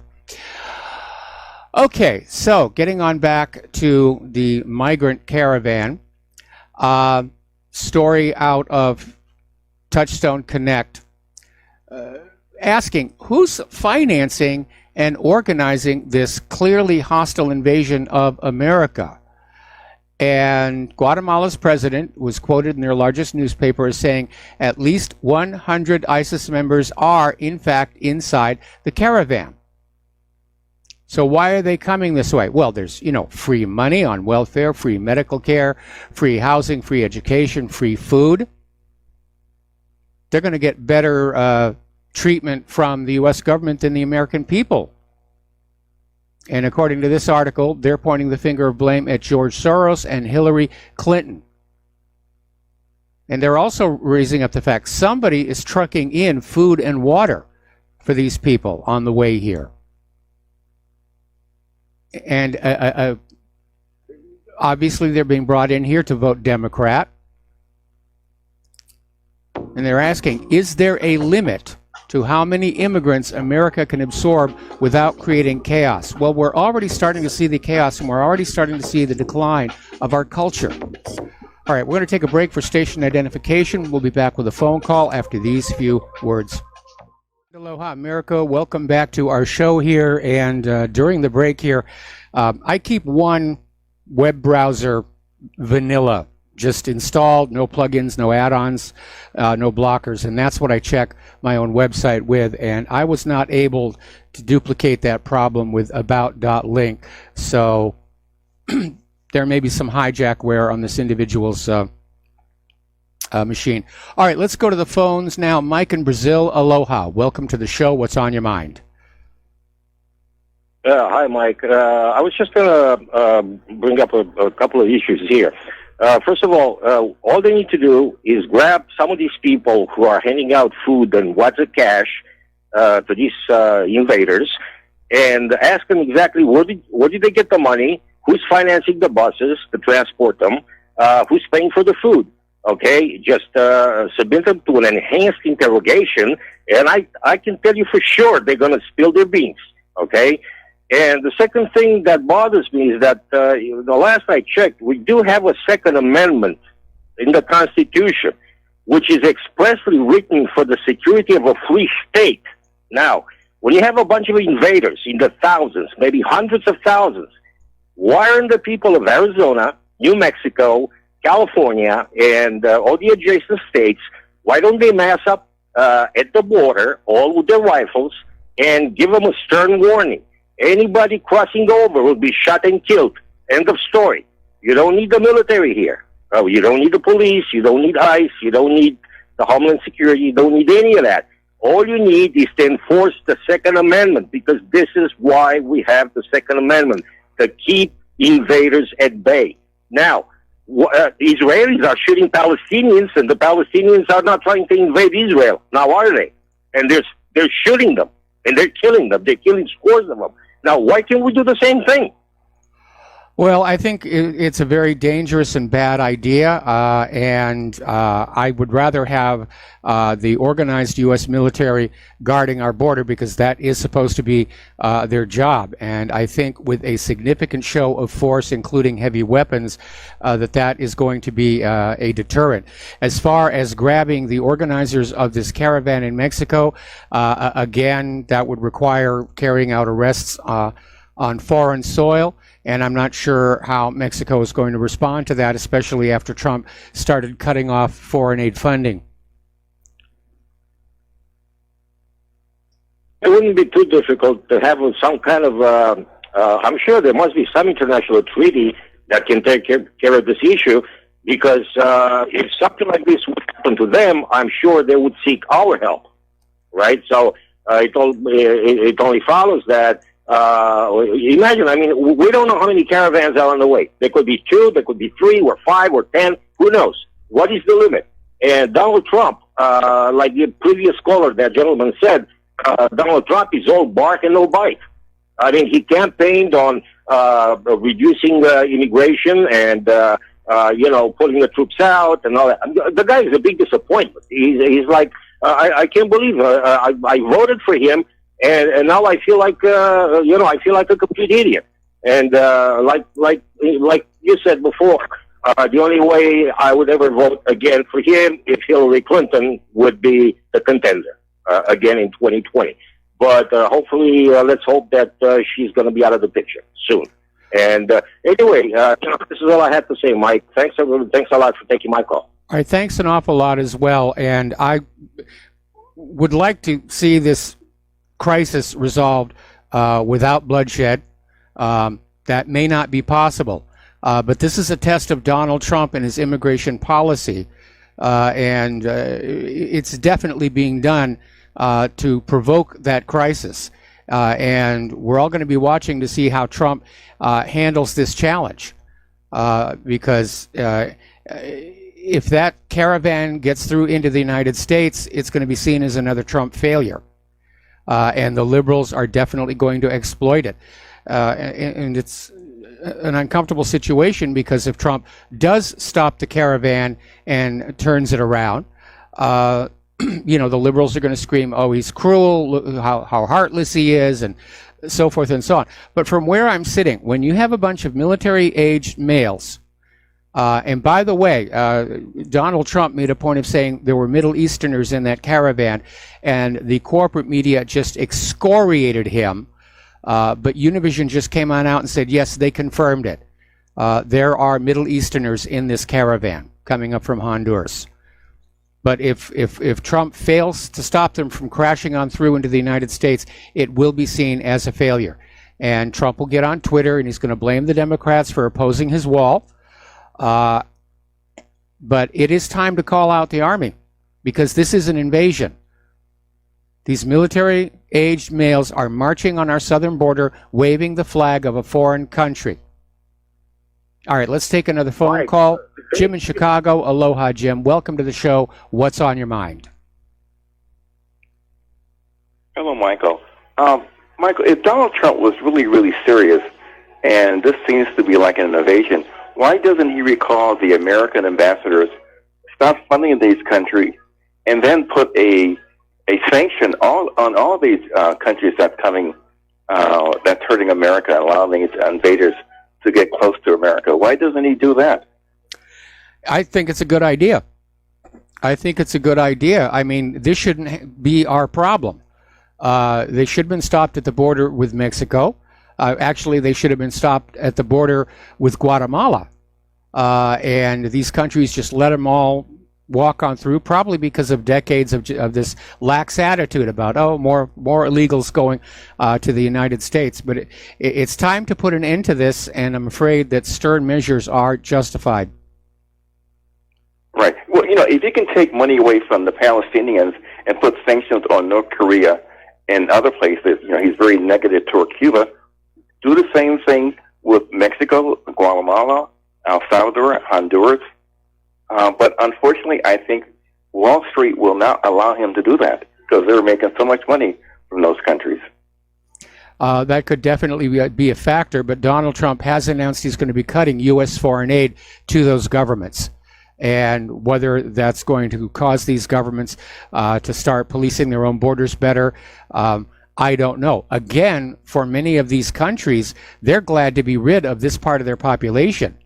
We're not getting the best Hondurans or the best Bangladeshi. We're getting people that weren't really making it in their home countries. And I'm sure their governments are actually glad to be rid of them. I would agree. And another thing that I would do, I would put a stop from anyone from those countries sending money back to those countries. I don't know if you can do that legally, but I would definitely do that. I think Trump has talked about that already because it is a huge drain on our economy with these millions of illegal immigrants who are being paid under the table and they're not paying any taxes and they're just sending money back home to their home country. And it's just, again, it's another strain on our economy. Right, and it has to stop. Well, Michael, thank you very much. You have a nice day. All right, thanks an awful lot. We're going to let you go here. We're going to do a shout out to our honor affiliates who are just now rejoining our network. And let's see, there we are.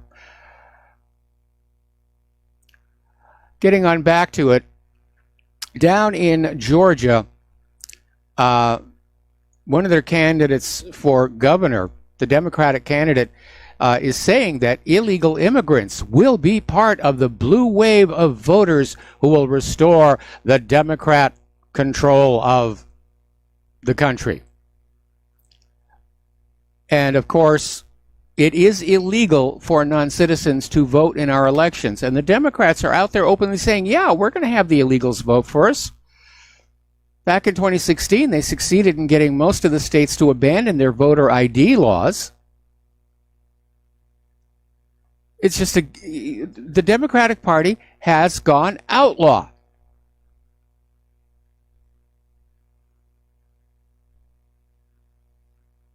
And apparently, another report coming up from the migrant caravan, this was at CNN, reported that these migrants are shouting Donald Trump is the Antichrist. He's going to the dark regions. And they were flipping the bird at the camera, which had to be pixelated out. Really nice people that are coming to try and be in our country. Now, Pat Buchanan has come on out saying this migrant caravan is Trump's chance to stop the third world invasion of the West. And I'm glad he's using that word because that's exactly what it is. And apparently, Pat Buchanan was being interviewed with Raymond Arroyo on the Laura Ingraham show, and he said, this is an opportunity ahead of the midterm elections to show he does have the willpower to stop mass immigration at America's borders. Well, the current estimate is the migrants are going to hit the U.S. borders on the day of the midterms. So its value as a political flag going into the midterms may be diminished. But clearly this caravan is a ploy to force Trump to do something unpopular before the midterms. It's not a coincidence. This happened right here. So, and again, if you don't think it's an invasion, look what they did to the Mexican police. They bloodied them up really, really good. Mexico should have sent their army to deal with this. So now there's already a second caravan of 2,000 illegals, and it's set off this weekend. And they all think Donald Trump is the devil because he wants a country with borders. And George Soros and his organizations have sold this idea around the world that there should be no borders, that if this population over here has for generation after generation built up a really nice country, that you have every right to just walk on into it and live there. That's what they're selling around the world. Now, Senator Lindsey Graham has come on out relative to the midterm saying, do not give the Democrats power in Congress, because Nancy Pelosi will welcome the caravans here. And yes, she will. She's a big fan of open borders, big fan of allowing illegal immigrants to vote. And the Democrats are going to bankrupt this country because they're bringing in these illegals with the lure of all kinds of free stuff. In fact, you need to look at every major metropolitan area that's been under Democratic control for a while, and you'll see what the entire country is going to be looking like if the Democrats get back into power and flood more refugees, illegal immigrants into this country. Look at Baltimore. The entire country is going to look like that. All right, getting on over to Germany, there's outrage. Apparently, there was a migrant gang that took turns raping a 13-year-old girl, and they were basically handed suspended sentences. Now imagine, is that going to start happening here? That the refugees and migrants are going to be treated with kid gloves no matter what they do, because the agenda is to blend them all in. Now, the Trump administration is, according to a memo obtained by the New York Times, the Department of Health and Human Services is adopting an official definition of gender that's based on a biological basis that's clear, grounded in science, objective, and administratable. Apparently, they got tired of all these demands that government forms start having all these little tick boxes for all the different genders. So the Trump administration is basically looking that for official purposes, we're going to return to common sense. There are two genders. It's not subject to whim, and it's based on the plumbing that you were born with. There are men, there are women. I agree with this. This whole gender fluidity nonsense has gone way, way out of control. And I see it as, again, a symbol of some of the decadence that suggests this country is heading for a Soviet-style collapse here. Now, Elon Musk, despite his problems over at Tesla, he's involved in some other projects. And apparently, he's been building an underground transport network across Los Angeles that will open in just 11 weeks. It's built by a company Elon Musk owns that's called the Boring Company. And they're opening the first stretch of tunnel. And these are rapid transit, and they mean rapid transit because it's going to carry people along on what are described as skates at up to 150 miles per hour. And this first section of tunnel that's opening up sits beneath the suburb of Hawthorne, south of downtown Los Angeles. Well, that will be very interesting, and I certainly hope that they remember to build the sides of the tubes to withstand earthquakes. I remember following the Northridge quake, which Claire and I went through. That was our big one. And it came on out. Los Angeles was just starting to build their subway system. And it turned out some of those tunnels collapsed, and it was revealed that the tunnels had not been built as thick a wall as was called for in the plans. Somebody had cut corners and basically put the money in their pocket. And it was a big, big scandal. Up near Vancouver in Canada, they are rocking and rolling. They've had a whole bunch of earthquakes along the Cascadia Fault, 3 of them above magnitude 6. And this was sufficient to generate a tsunami message here in Hawaii to basically reassure us there was no tsunami coming. But a lot of people have been worried about that Cascadia Fault. If it were to rip loose along its entire distance, the resulting tsunami would basically wipe out the entire coastal region. So I can imagine that people who are living in British Columbia and Washington State are being very, very nervous right now about this seismic activity and whether it's going to continue. Are these foreshocks? In the eastern Pacific, there's a new hurricane. This one's Hurricane Willa. It's strengthened to Category 5, and it's going to be hitting Mexico on Tuesday. Maybe that will discourage the Hondurans. Maybe that'll get the migrant caravan turned around, or at least scattered, so they miss their midterms deadline. Okay, so a hurricane warning is in effect from San Blas to Mazatlan, including Las Islas Marias. A tropical storm warning is in effect from Playa Perula to San Blas and from north of Mazatlan to Bahia Tempehuella. All right, let's talk about corporate social media. And there's another case of censorship where they removed a video produced by Double Down News featuring Guardian columnist George Monbiot discussing the crimes of Christopher Columbus and the British Empire. So it's not just cracking down on conservatives. Social media are starting to censor a lot of different stuff. We know they're starting to come down on critics of vaccines. They're starting to come down on critics of GMO.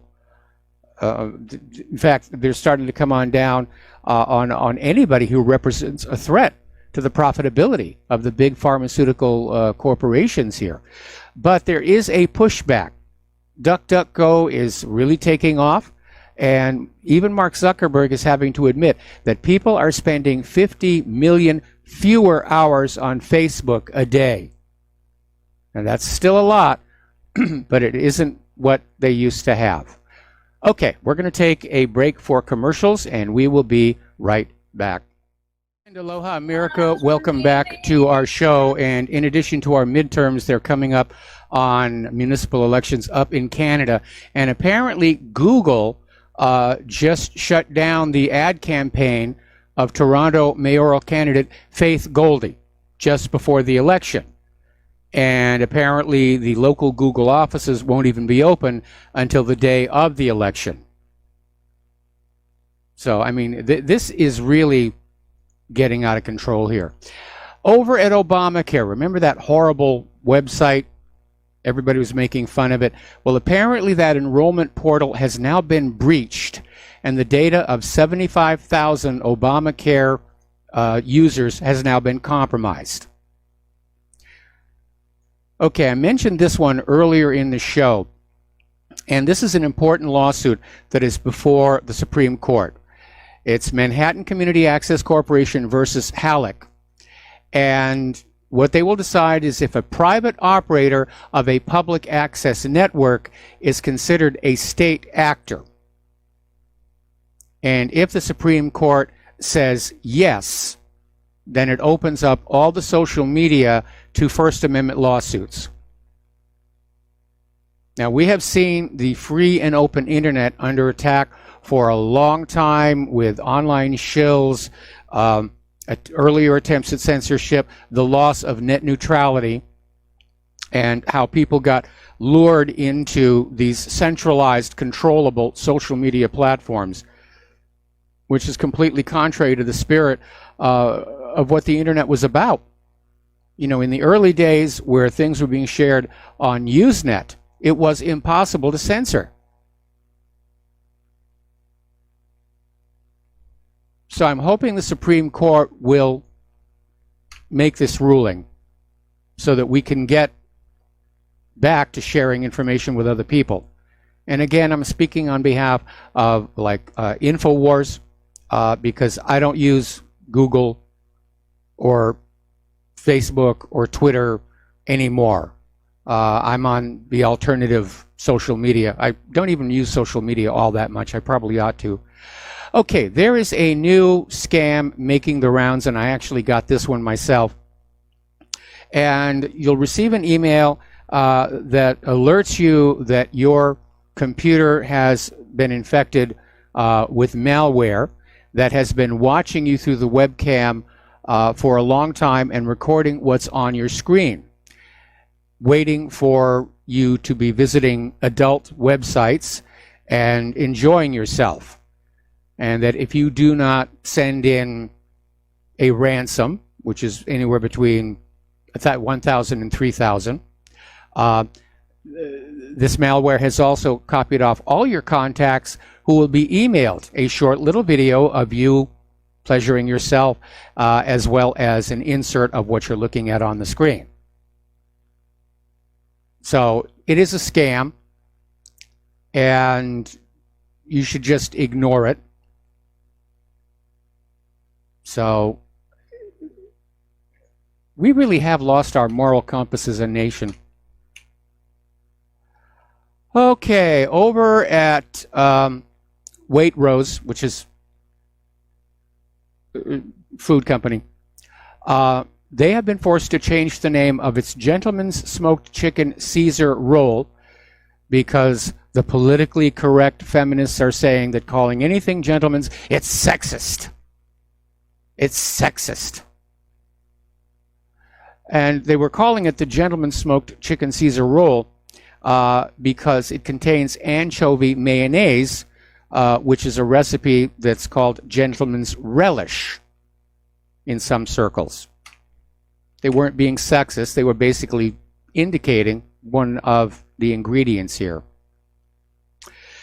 Down in Argentina, back on the 14th of this month, in the city of Trelew, pro-abortion feminists threw Molotov cocktails at a Catholic church and the city hall. And the women were shouting, "Abort your heterosexuality, death to the macho, and lesbianize yourself." So, again here. Apparently they were also scrawling graffiti on storefronts, privately owned homes, and churches. I don't think that's a good way to get popular support for your position. I think if you want to affect real socio-political change, you need to build up your popular support. You've got to be nice. You've got to lure people in to your point of view, not spray graffiti on their homes and say, "There, now you'll think the way that I do." Okay, we had this story over at Ohio University where this student, Anna Ayers, claimed to have received death threats and harassing messages because of her LGBTQ status. The authorities have determined she sent them herself, and she has now been arrested and charged with 3 counts of making false reports. We're going to take a break, and we'll be back after these few words. And aloha, America. Welcome back to our show here. And as you know, Donald Trump came on out and said he has a natural instinct for science, and social media just went completely wild. The comment was made in the context of climate change. Trump was expressing his doubt about the recent report issued by the UN IPCC. And there is good reason to doubt it, but I don't really know that there's such a thing as a natural instinct for science. I mean, obviously, the more intelligent you are, the more you can go through all of this stuff and hopefully make a good choice. And science should be a personal experience, not something that's handed to you by the corporate media. Oh, the science is settled. Vaccines are safe. GMOs are good for you. The world is warming. It's all your fault. Don't think, don't question, don't analyze, just believe. we've got lots of people in white jackets here, white coats, to tell you what to think here. And so the carbon Nazis are out there in social media saying that Trump is putting the globe at greater peril. And of course, the IPCC report on climate change still insists that the world is warming, that it's all the fault of human beings, and that we only have 12 years left before disaster happens. Of course, they've been saying there's going to be a disaster from global warming going back decades, and it hasn't happened yet. Meanwhile, for you football fans, the Colts and Bills had their game recently, and it would not stop snowing. Just kept pouring down, pouring down, pouring down. So again, it is going to be an early and hard winter. Okay, Alexandria Ocasio-Cortez is out there saying, first of all, she's equating climate change to be as big a threat to the U.S. as the Nazis were. It's an existential threat. And she's now saying that they're going to use the extreme blueprint they used to defeat the Nazis to defeat climate change. That's really kind of out there. First of all, you could see the Nazis, and they were the ones with the guns shooting back at you.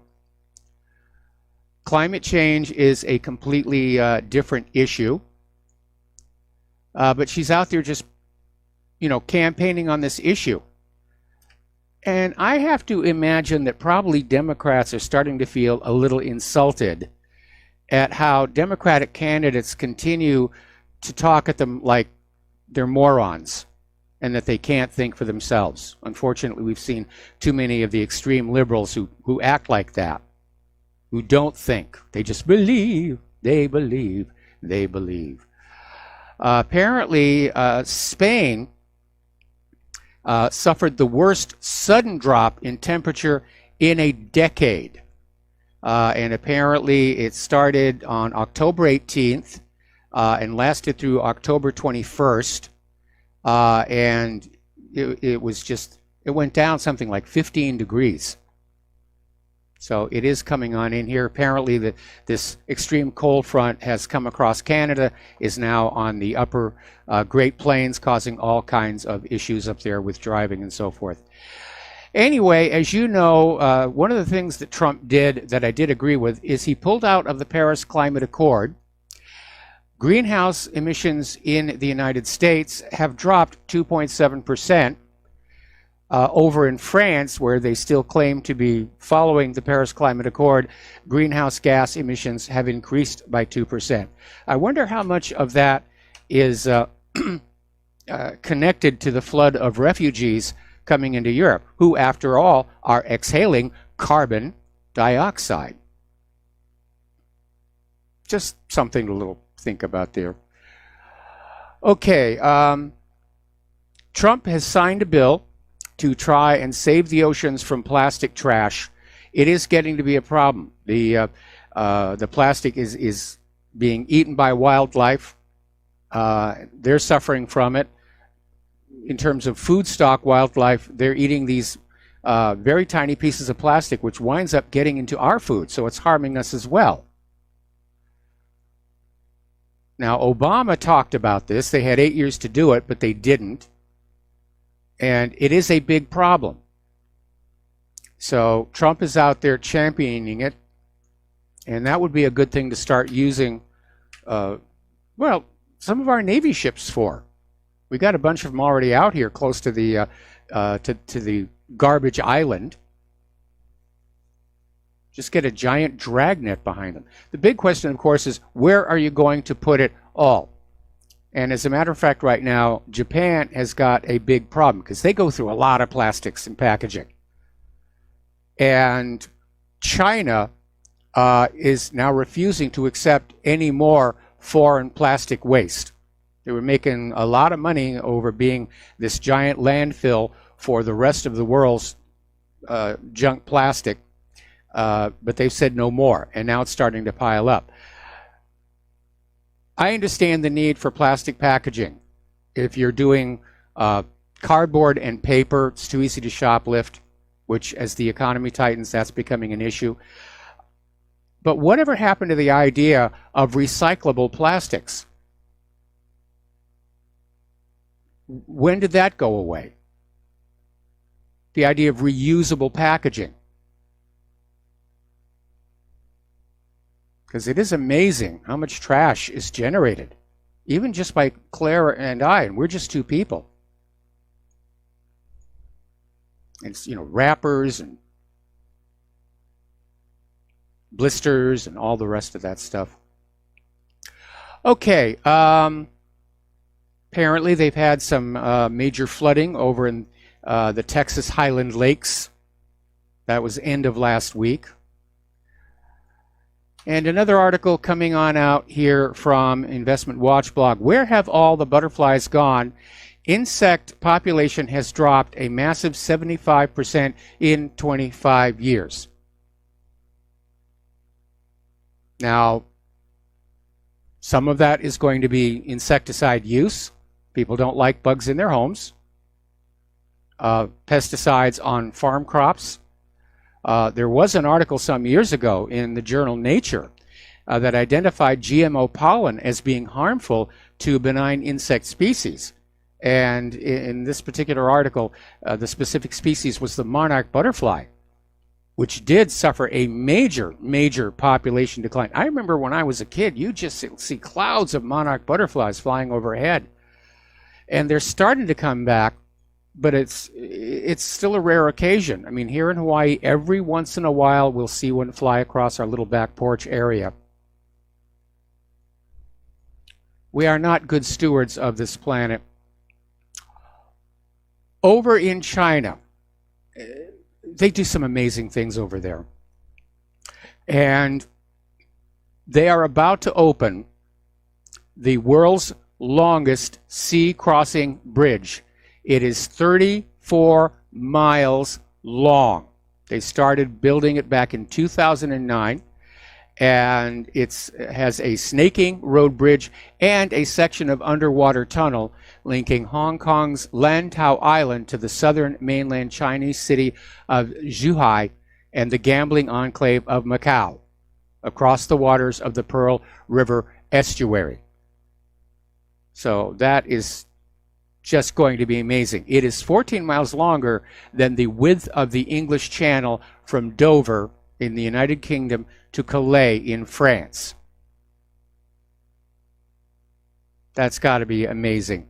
If they've been building it since 2009, it's probably visible on Google Earth. So I'm going to be taking a look for that after the show. I love Google Earth. I was playing with it back when it was still being called Keyhole before Google bought it. And of course, the pictures are always outdated and sensitive stuff is blurred. But if you are a history buff or a geology buff, it is a wonderful, wonderful tool. And I think parents should have it on their computer for their children to use to help with their school studies here. This idea of religious beliefs getting in the way of service is a complicated issue. And in the case of the bakers who don't want to make a cake for a gay couple or something like that, I side with the baker. In this case, I think there's a dangerous situation. Apparently, there was this pharmacist. This happened over in Europe.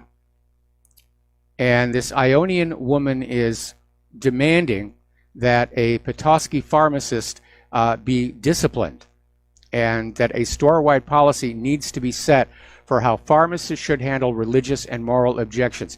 The issue is that this pharmacist refused to fill her prescription for a drug called misoprostol, brand name Cytotec, because of his personal religious views.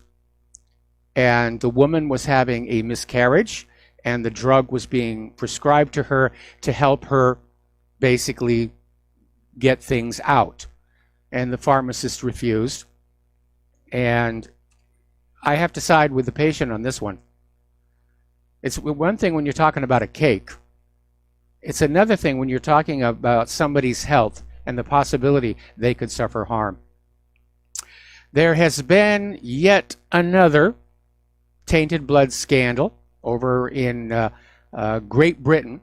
Apparently 1,200 patients were infected with HIV from tainted blood, and they were all offered £24,000 to sign contracts saying they would not sue.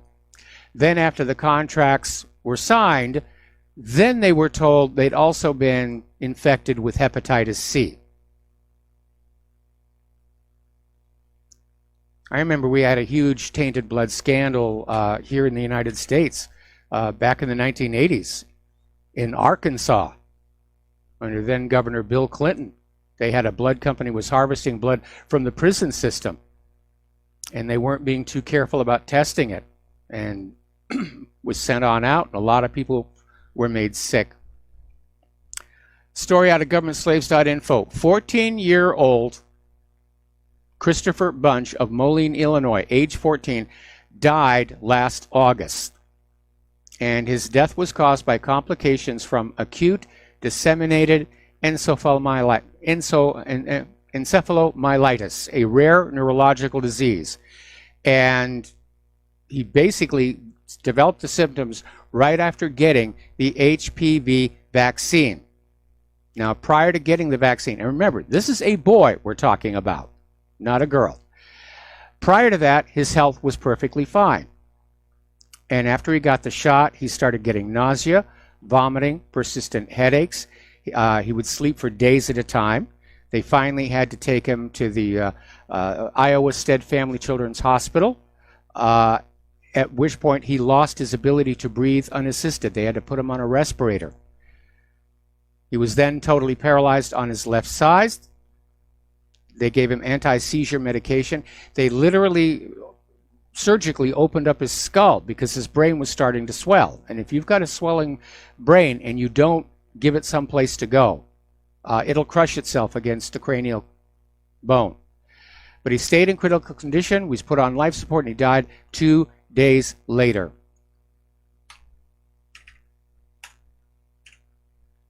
It's all about making the money.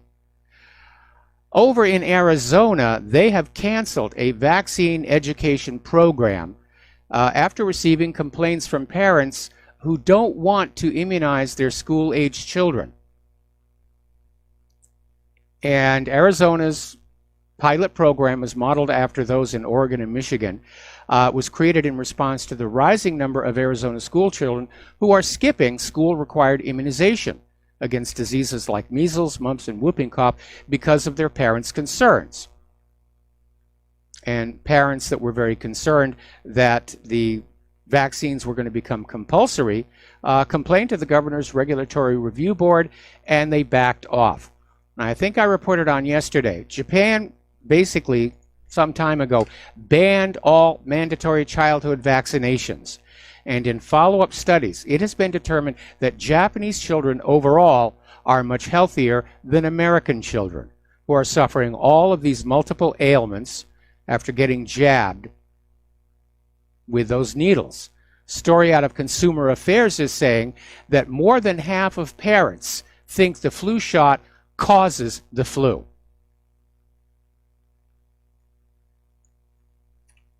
Now, the pharmaceutical industry is now trying to fight back against efforts by the Trump administration to make prescription medications more affordable for Americans. And the Pharmaceutical Research and Manufacturers of America has reportedly issued a statement of opposition that, for calls to drug prices to be more clearly disclosed to the public, saying that doing so would be misleading. We had a caller into the show last week that was saying, you don't know what you're going to be charged until you're charged for it here.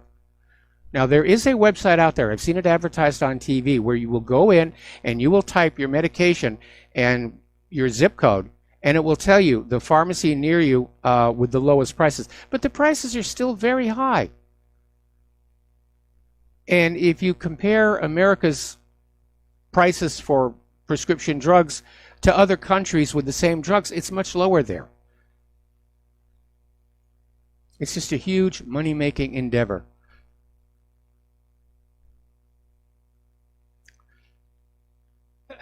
Excuse me, fighting a cold.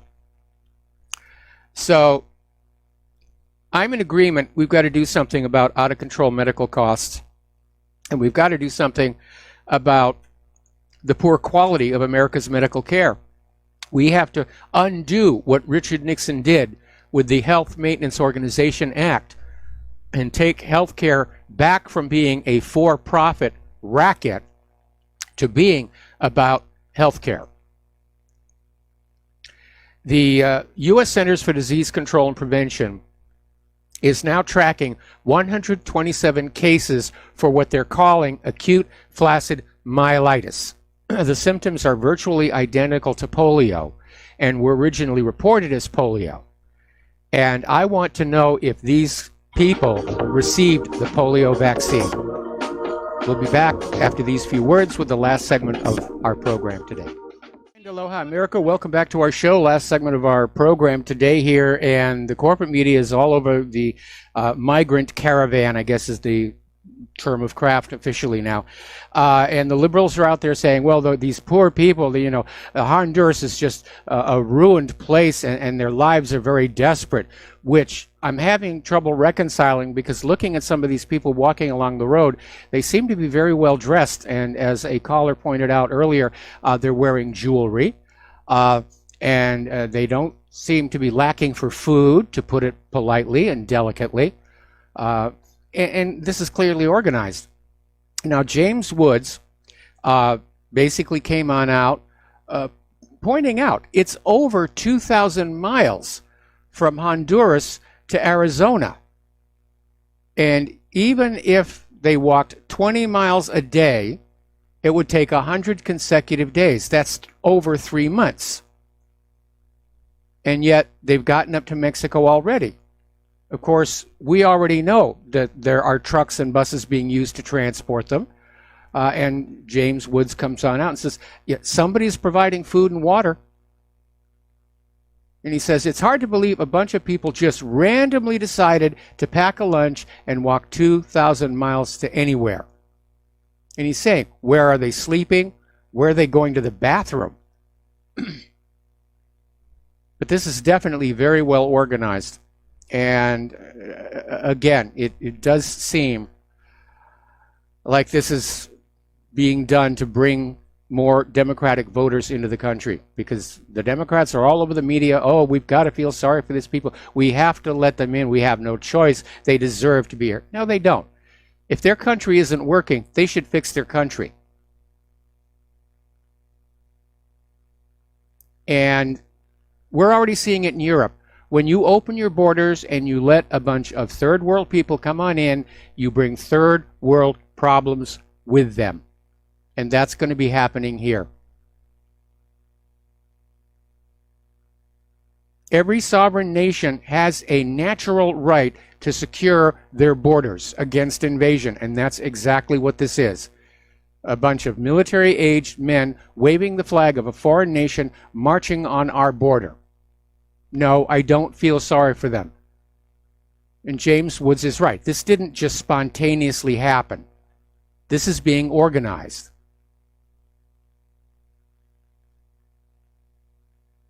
This is part of, remember when it started over in Europe and there was a massive march from the Middle East to Europe, and that was getting all kinds of coverage. This is it. They're going to start the same thing they've done to Europe, they're going to do to the United States of America.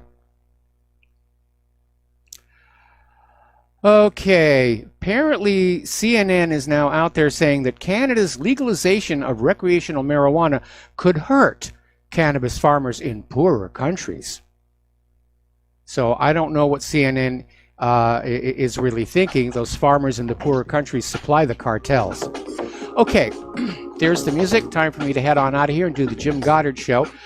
Please stay tuned for John Stedmiller. I am sure he's got all kinds of interesting things to share with you. Please take what you learn here, share it with everybody that you know. Email, face-to-face, SneakerNet. Please remind everybody that the corporate social media is heavily censoring all conservatives. to try and swing the election to the Democrats. So we'll be back tomorrow. Aloha, America.